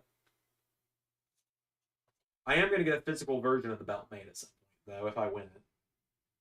Same way that I still need to get Cornell the physical version of some of the belts he's had. Like, I need to get Cornell the physical Impact Tag title because he's won that. I try and get, like, when people in real life that I know win belts on the channel, I try and have physical belts. Like, you know, neither myself nor Cornell is the ARW World Champion anymore, as a lot of people know. But, like, both with the helmets, yeah. But, like, I think a lot of people already know about this, but, like, you know, neither myself nor Cornell is ARW Champion anymore. But when I won the ARW World title back in 2020, I actually got a replica of the belt made. So I do have an actual ARW World title belt. Only thing is I wish I'd gotten a gold plate on it. I just wasn't sure how it would look, so I went with a silver plate. And you know, it's one of the cool things I own. It's the ARW title actually changed designs because of this. Originally it was going to be because I couldn't get anyone to make the original ARW belt. I had to go with a template they had, and this is what I made. And it's unfortunately very reflective because of the gold, or because of the silver, so it's hard to get a good angle on it on camera. But yeah, there it is, the ARW World title in its glory. This will be, you know, it's what Shaq currently has. This is just the replica that I have. But yeah, that's really cool. And like it's on another shelf, but Carnold still has the LSWF internet title from when he won that at Final Destination a few months ago. There we go.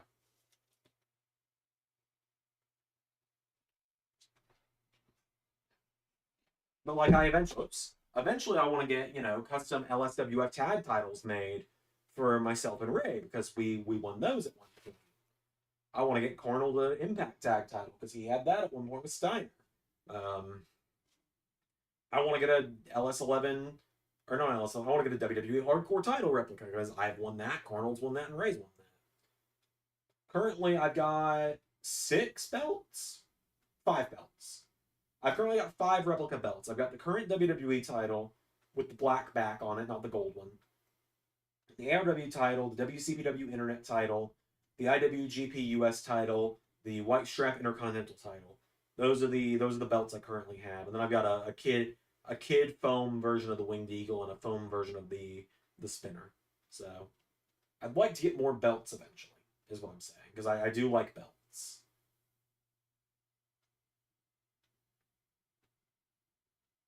The WWE title I got because it was my birthday present from my stepdad one year.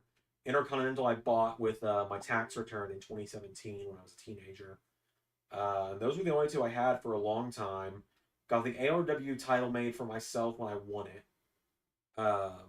Still can't get over how amazing the team of the Megastars was.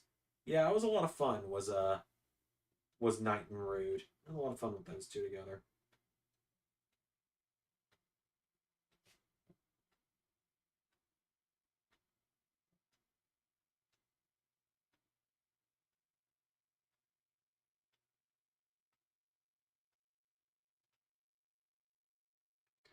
But yeah, there's a lot of belts I'd like to eventually get, just depending on when Cornell or myself has them.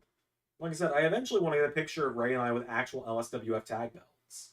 And I'd really like to get a replica of the actual LSWF belt, because I know there's a company that makes belts that look like that, because someone had one made with the AEW title, or with the AEW logo on it.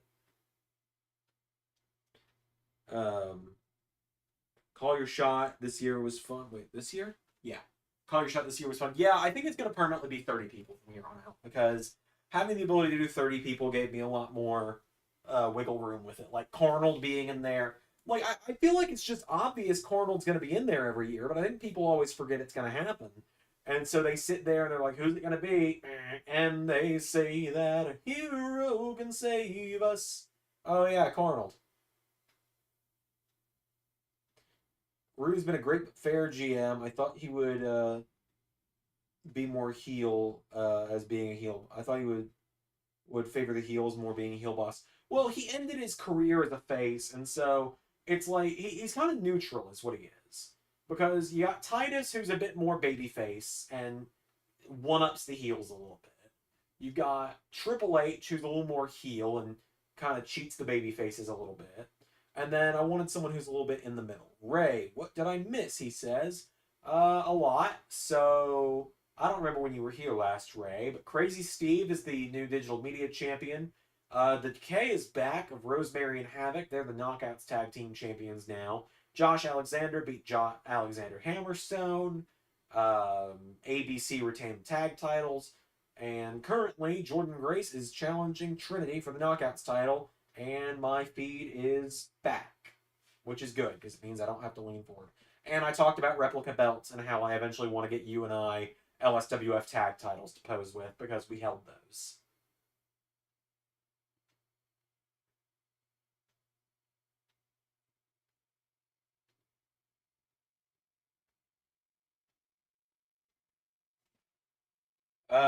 I won the old WWE Undisputed Championship in 2002, a title you and I both think is underrated. Oh my god, I need people to know this because not everyone's in the Discord. Pierre and I, it happens more often than it should. One of us will ask the other a question in the Discord, and we will give each other almost the exact same answer at the exact same time. And I sent Pierre the clip. I don't know if you've seen it or not, Pierre, but I DM'd it to you. Pierre and I with wrestling opinions is like the Step Brothers Did We Just Become Best Friends scene. Favorite dinosaur? Pterodactyl. Favorite magazine? I'm not going to finish it. Good Housekeeping. If you were a chick, John Stamos. What? Did we just become best friends? Yup. That's me and Pierre when it comes to wrestling opinions. Most underrated title. Undisputed Championship. Which I agree. I love that belt. I need to get that's one I would like to get a replica of eventually.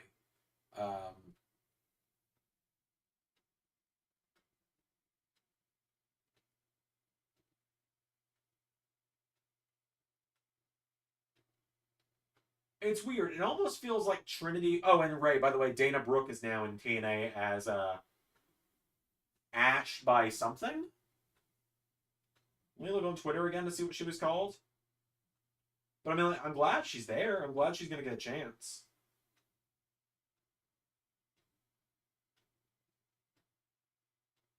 She is Ash by Elegance.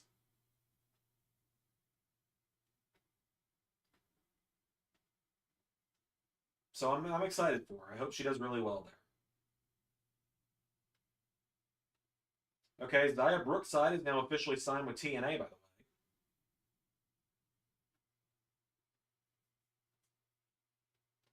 Let's see. See if TNA's got any news about people being signed.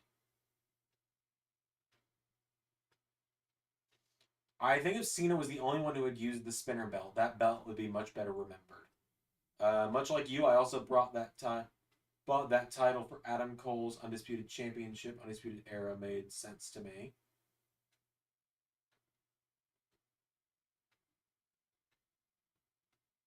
That way we need to see more of a universe. Hammerstone. Yeah, we've had talks about it. We're just kind of waiting to make sure, like, oh, I debut him in TNA, and then suddenly he's in WWE. Oh, we bring him into NXT, suddenly he's in AEW in real life. We're just kind of waiting to see what his next move is before we make any decisions for him. That's all.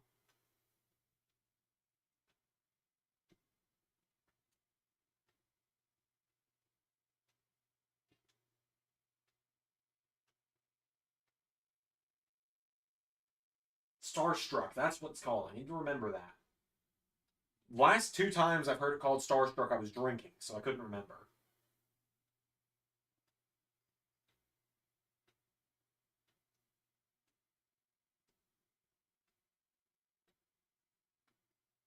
I think it's Jordan Grace's match to win tonight.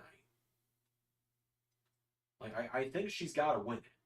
Because I can't think of any, like, they wouldn't just, I don't know, like, I can't see Trinity winning tonight, returning to WWE, and losing the belt to, like, Giselle Shaw, who she's beat 10,000 times.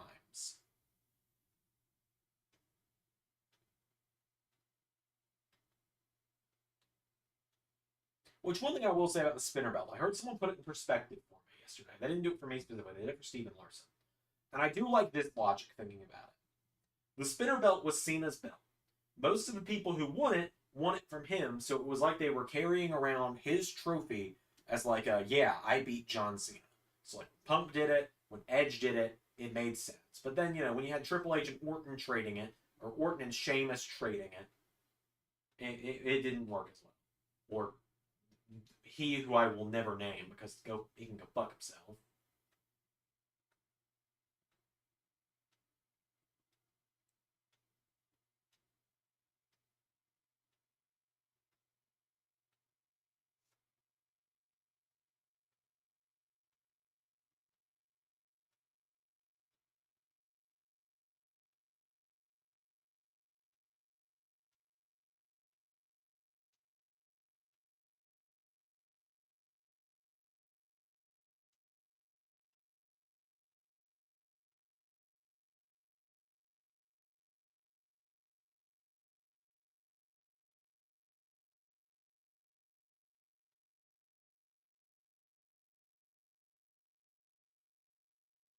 Yeah, I don't know where Hammerstone's gonna go, but I would like to see him go somewhere big. I think he'd do well in TNA, but I'd also like to see him on a bigger stage like WWE or AEW.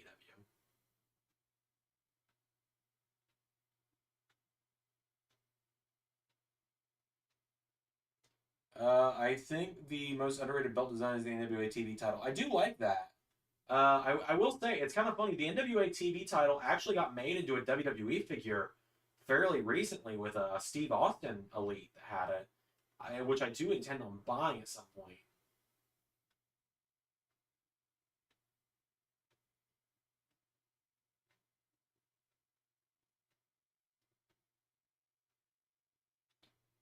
In case my last message confused you, I brought back the Undisputed Championship for Adam Cole. That makes sense. I haven't been drinking tonight, but it feels like I have been for some reason. And I think it's just because I've had a very long day. I'm hoping to stream on Sanctuary tomorrow. Now that I've got all my game systems up here. Found my game cubes earlier.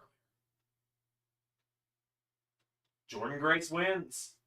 All right, Trinity. Thanks for coming. See you at the Rumble.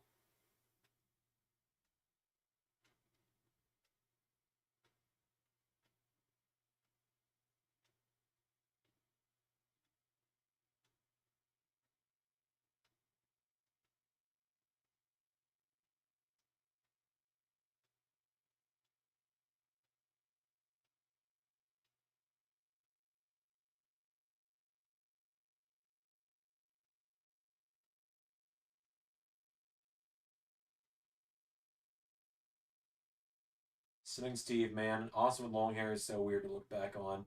It really is. Drew vs. Mello was an awesome match. Talking about a match we need to run back Rollins and Mello. Yeah, we might run it back one day. You never know.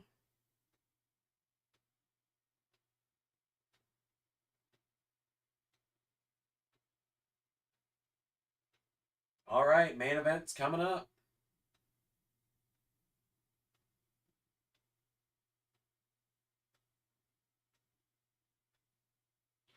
Alex Shelley is already the third longest reigning champion in history? Jesus. I mean, I know they used to hot potato that title all over the place, but still.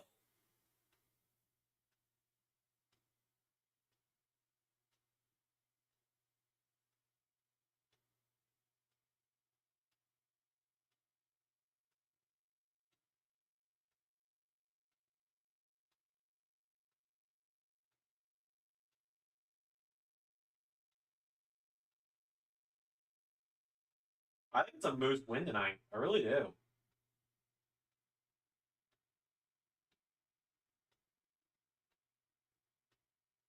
Mello was a guy that got me even not confident, maybe thinking he could win. You know, it's funny. That's the one time I think in the entire channel history that everyone has predicted Rollins to lose a match as opposed to win it. It's pretty rare that Rollins is not the favorite for a match.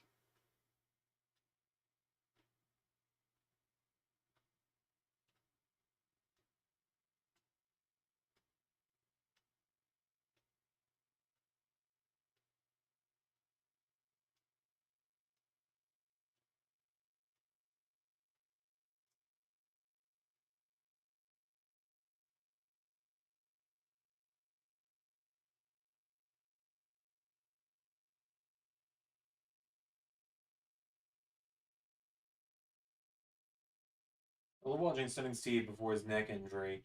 He was so much more technical in the ring. Yeah, and it doesn't feel like he's been champion that long, but I think the reason is because he hasn't also compared to other world champions like like an MJF or Roman or hell even Seth, who I think won the title around the same time as Alex Shelley. But TNA also had so short reigns with them hot potatoing the title so many times that yeah, it is Josh Alexander, Bobby Roode, Alex Shelley, AJ Styles, I believe.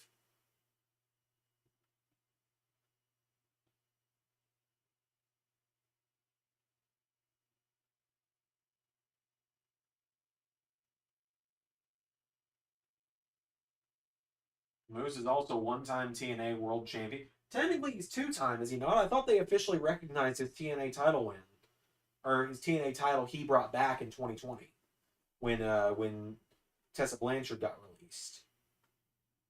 I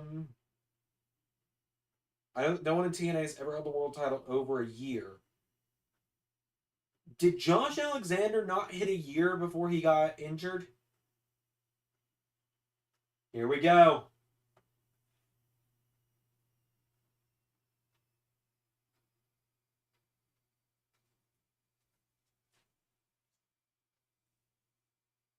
Moose. Moose. Moose. Moose. Moose. Moose. I love this guy. Was it really only like 220 days?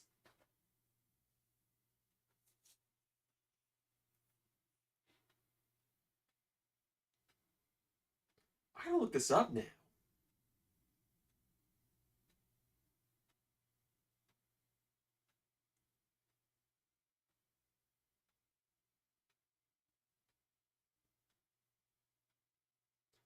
And my feed is buffering as it usually does. Alexander had it for 335 days, so do I miss booking Rude as Russell? Yeah, I do. I'll admit.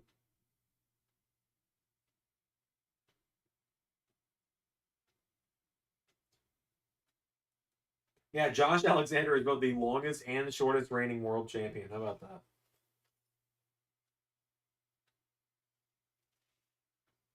30. Yeah, 30 days short. Damn. He was probably going to hit a year as well if he hadn't gotten injured because he was. I feel like he was probably going to beat Macklin. I don't know who he was going to lose to ultimately. Probably going to beat Macklin. I don't know. Maybe they would have still gone with the Macklin experiment, even though it kind of failed.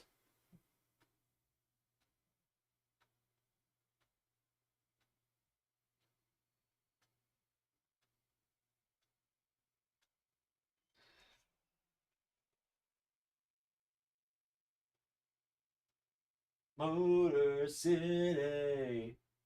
Motor City has such a good theme song. Yeah, no one's made it to a year, and Alex Shelley probably ain't gonna. Motor City. Motor City. Motor City. Well, I'm getting audio, but no video, and now I'm getting neither.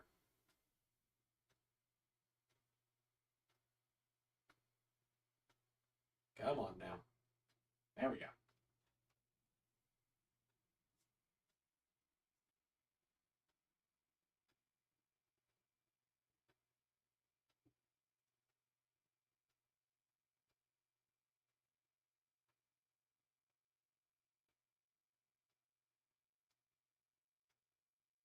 How long Shelley had it? 200 and something days? 230 something, maybe? He won it early last year, I guess.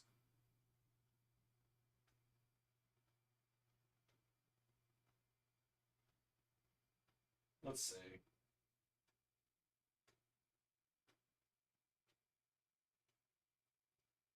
Alex Shelley is at 216 days. Maybe Moose wins, then Saban cashes in option C. Option C isn't like Money in the Bank though. Option C is like, okay, I'm cashing it in on this date.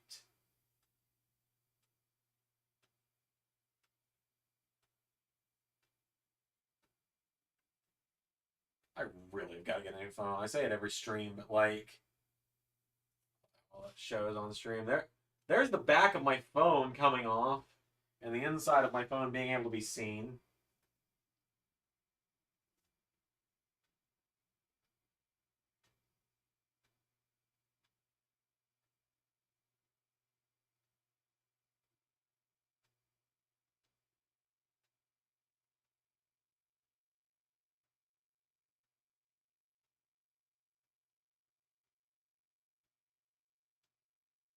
I don't think he's dropping it in. Really? I'm kind of shocked about that, honestly, Ray. So I think it's Moose's match to win. I think it's Moose's title to win. I think tonight's about them setting up kind of the future. It's right there, Zander. I mean, I know the idea of Saban and Shelley for the world title is right there. I just don't know if they're going to do it. Bound for Glory, Saban versus Shelley. I don't know, man. I really don't.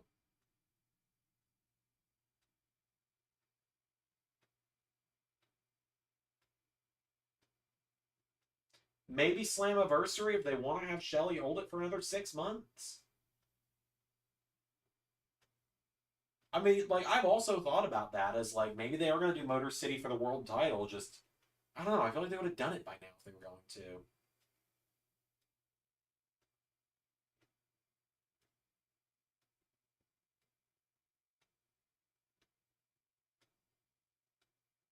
Also, speaking of Moose, Mr. Humphrey, one of our favorite modders, is working on. He's got a Moose mod that he's going to release on his Patreon soon, and my God, am I excited for it! It looks so good. And as part of his Patreon, once a month you get to suggest a wrestler that he will put on a wheel, and he'll spin the wheel, and whoever that lands on is who he makes during that month. And I have suggested Joe Hendry this month, so I'm hoping for the best. I'm hoping we'll have a Joe Hendry mod soon.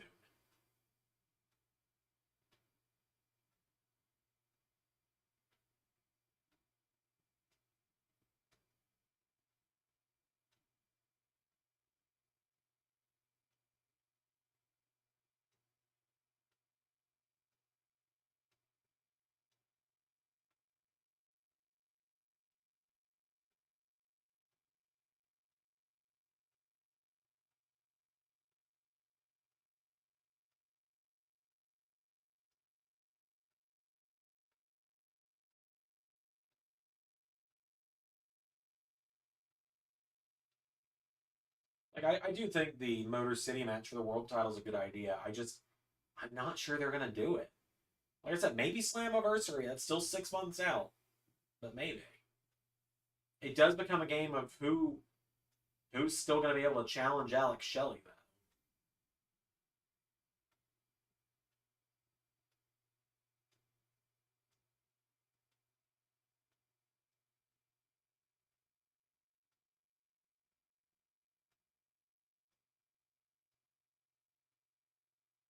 I do like Alex Shelley. He was actually originally was supposed to go all the way to the finals of Call Your Shot. Alan Angels was not originally supposed to be in the final two with Ali. That was supposed to be Alex Shelley going from number 1 to 30, but he got eliminated halfway through. Maybe Demore wants to let it slow burn, Zander. This promotion has been cooking on high heat exclusively for 2 decades. You're right. I agree. I agree with you, right? I think that's a good idea. I'm not saying I think it's a bad idea. I'm just saying I'm trying to think if they would do it or not. Also, GYV are back. Yeah, they are. Mustafa Ali promised Motor City if you stick your noses where they don't belong, bad things will happen. And then, what do you know? Grizzled Young Vets are back.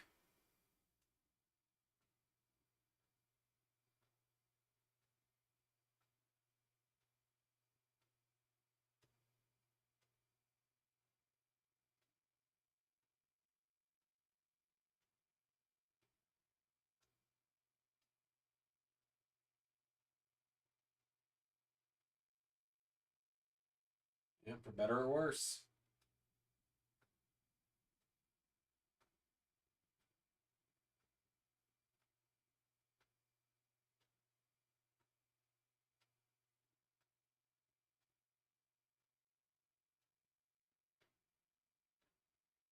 Yeah, I do wish I could have had Alex Shelley. You can tell multiple times if you watch back Call Your Shot season 5, and this might ruin the immersion of it for some people. You can watch me switch characters throughout it as people get eliminated.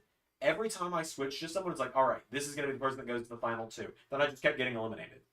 Okay, Alex Shelley, it's going to be him. Okay, Keith Lee, it's going to be him. Then Chris Danger happened. All right, it's going to be Chris Danger. Brian Cage fucking murder him. And then ultimately ended up being Alan Angels of all people. But you know, could catch lightning in a bottle with him. You never know.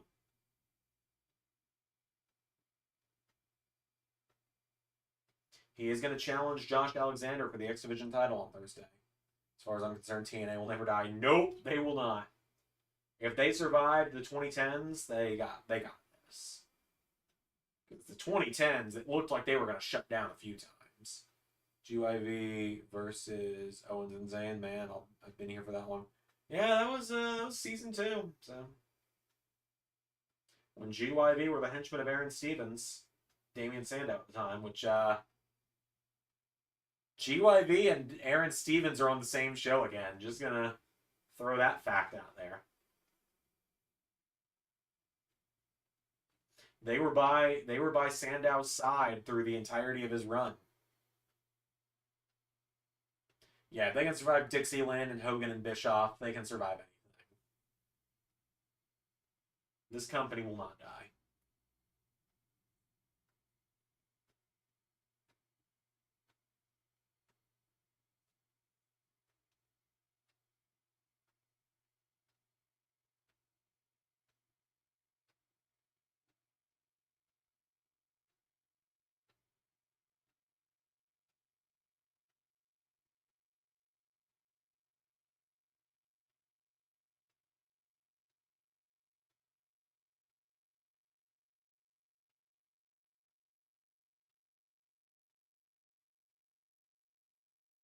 That era is going to be an interesting time to try and rewrite Alice 11 Impact history. Because I do intend to try and do it. Maybe Ali and Stevens can come to some sort of partnership. You never know. You never know. Mustafa Ali has still got to call his shot at some point as well. Can't forget that. Which I will admit, it's kind of crazy that 2 years ago we started TNA with Ali there. He was the mystery final entry in Call Your Shot. Got cheated by Matt Cardona. Um,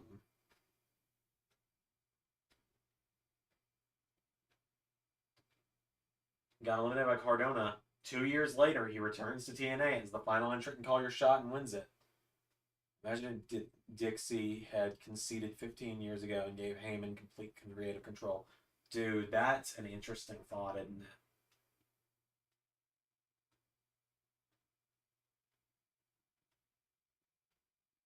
I do think Sacrifice '08 might be something we do sooner. I think that might be what I want to do after SummerSlam 2010. Just to do something a little more lighthearted and fun.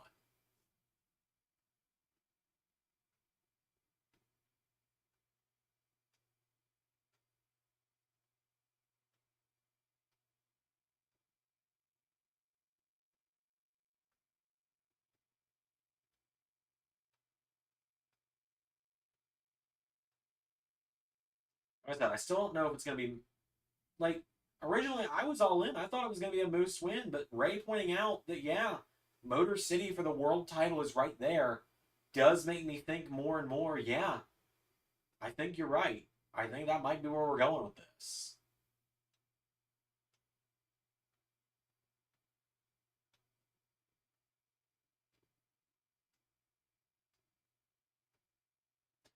I always wonder what Paul Heyman's TNA would be. Like maybe that's enough to convince Brock. I think so. There's rumors Heyman might go into the Hall of Fame. Um, yeah, I could see that given it's in Philly this year. It makes sense.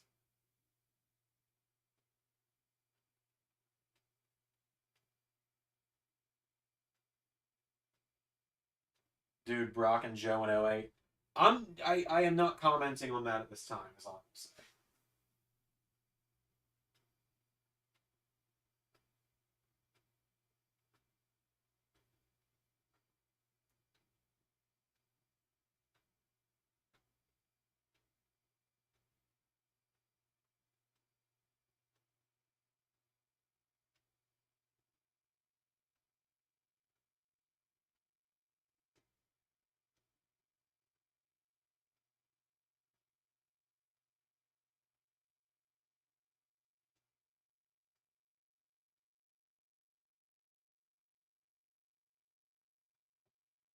There's there's ghosts. It's ectoplasm. Did you see the spooky ghost? Pretty much.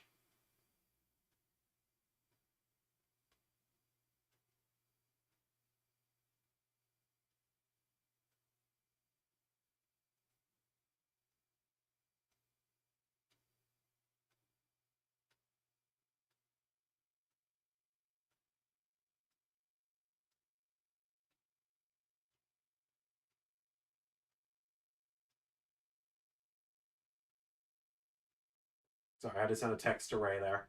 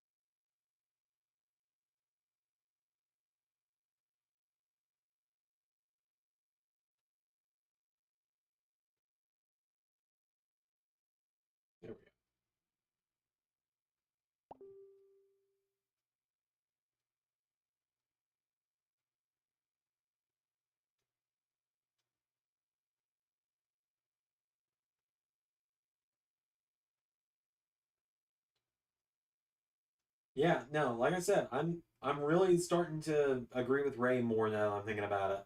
I think Alex Shelley's retaining, and I think we're gonna get Motor City Civil War at Slammiversary. Because I don't know if Slammiversary Bound for Glory is the bigger show at this point. I mean, I feel like it's probably Slammiversary. I feel like they're both equally as big.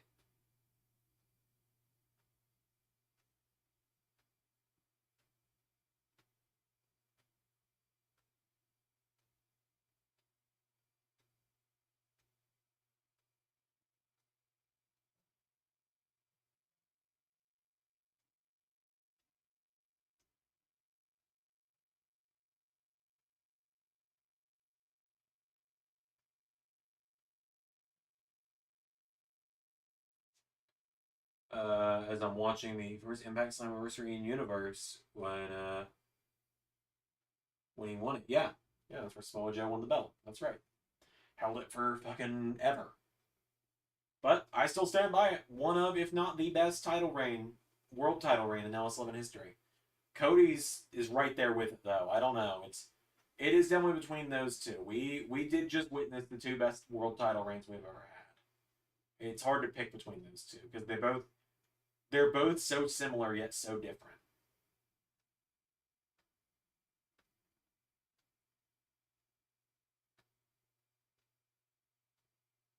Oh shit! Shell shock on the floor.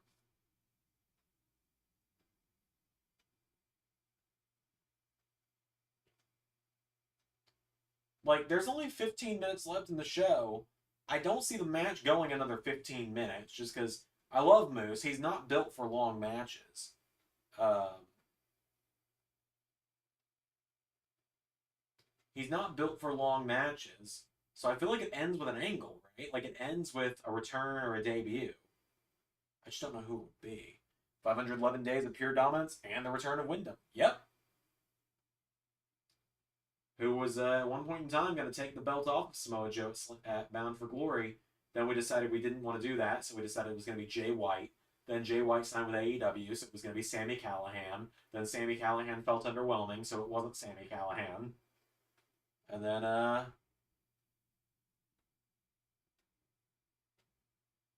yeah, it's really a 1A, 1B situation with either or. Yeah, I agree. I think they're both perfect in their own ways, really. There's really not much I would change about either of them. Like I think maybe Samoa Joe would have had a little more of an engaging story sometimes. Some people I wish I could have done matches with Joe against, but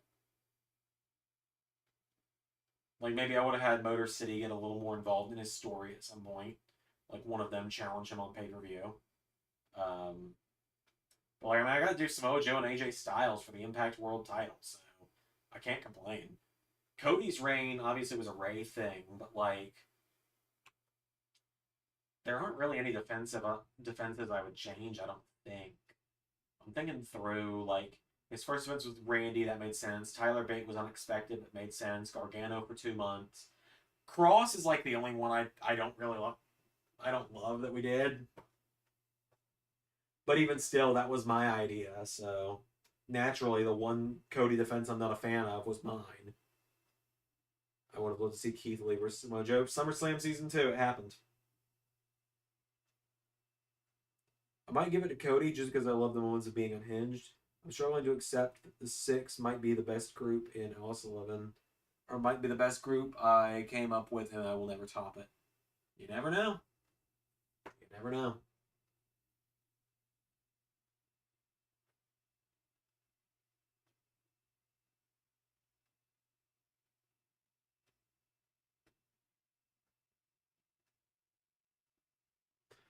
Man, I will say Cody's promo on Friday, the go ahead release me, is one of the best promos I've ever gotten to do. Go ahead, release me.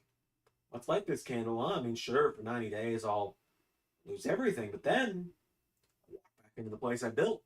I'll be a hero. Love me. I didn't burn bridges. I'm not a cancer like Phil. I'm not green like Jade. I'm not a fucking job guy like Pillman. It's definitely a promo I really enjoyed doing, clearly.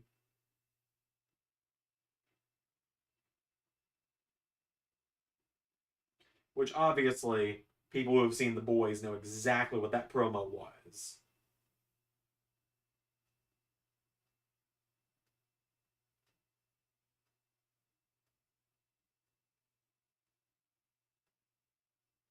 So, what my Cody Seth Power idea, trip idea to go to come to fruition one day. Um, both of them at their worst. You never know.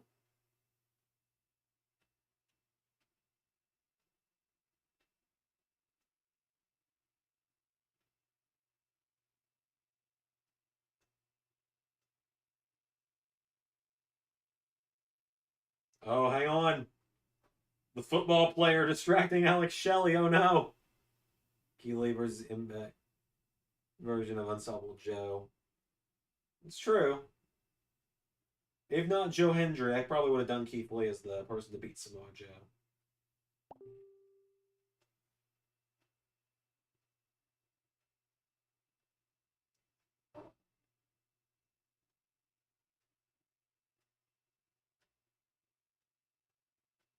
I do like when the ramp connects to the ring. I think that's a really underrated thing in wrestling.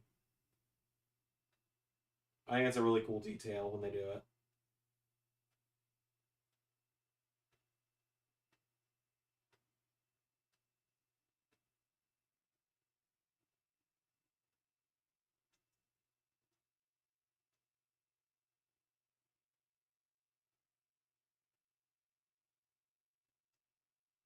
Very underrated world title match Impact. Jeff Hardy versus Jay White. Oh yeah, that was a really fun one. I remember that. Matt Hardy and Christian showed up. Is that Chris Dank or not Chris Danker? Is that Chris Van Vliet in the front row? I think it was. I think I just saw Chris Van Vliet front row. That nose looks like him.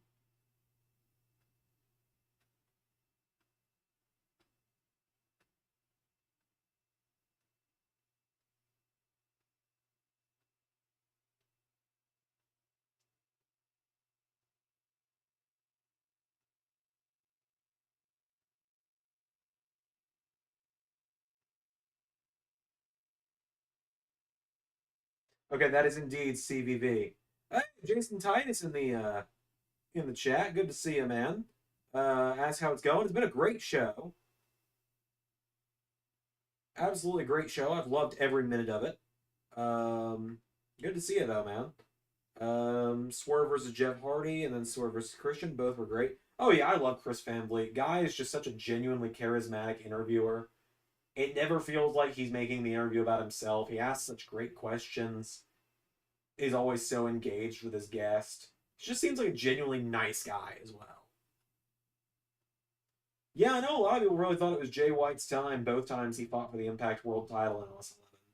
And like I get where people got the idea from, and one time it was supposed to be, but you know, now it's his time in AEW universe, so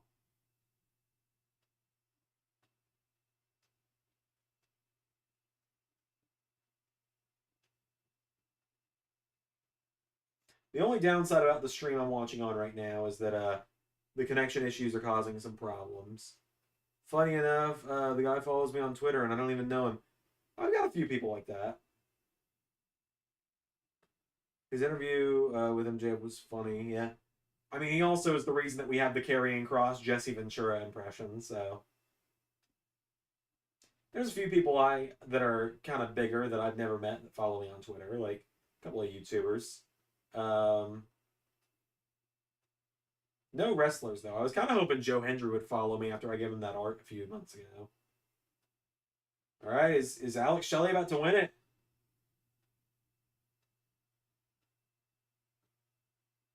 Countering, countering, and no, no, hang on, spear. 1, 2, 3. Shit, Moose won.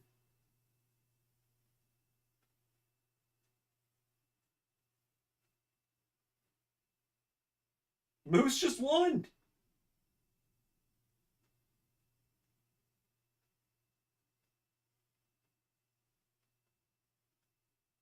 Holy shit.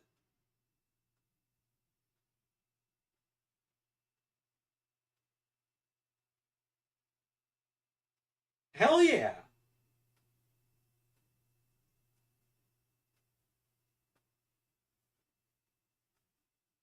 Moose just won. Moose. Moose. Hell yeah, man.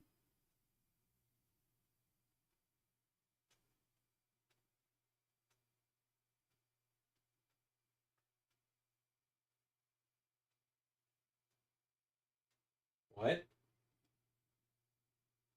Oh, shit! It's Nick Nemeth! No fucking way! Nick Nemeth was the signing! No fucking way!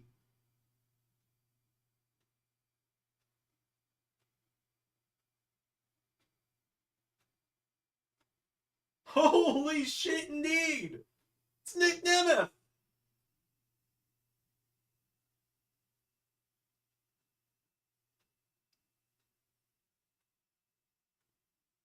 Nick Nemeth!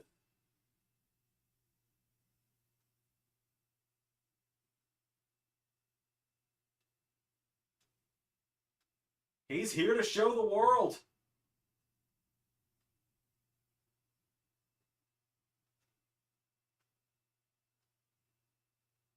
The most wanted man is hard to kill.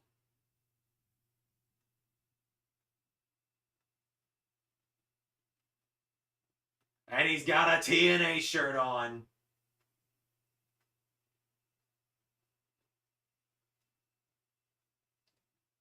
Holy hell.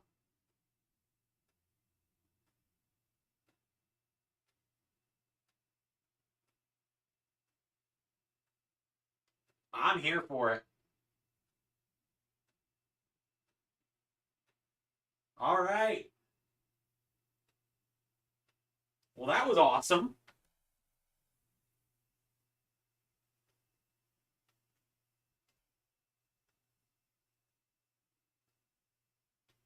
That was awesome. I really enjoyed that.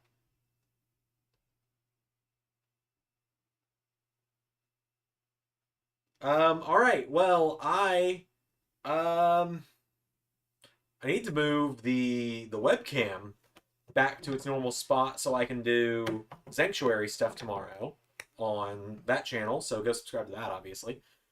So I guess we can kind of show off the room a little bit. So yeah, we're kind of working through. There's kind of a lot of the trash I'm still working on. But over there we got, let me change my tab real quick so you can't see my email. But we got some posters and stuff hanging up. We got the old LS11 predictions title. Brittany's here. Some figures I've got. There's the Pokemon teams like I talked about. Yeah, we're slowly but surely getting the room put together. So we're getting there. Oh, fuck. All right, cool. So that's going to do it tonight, everybody. Thank you all for joining me for the stream. I've got other stuff to do now that TNA is done for the night. Until then, I've been Zander. That was a live stream.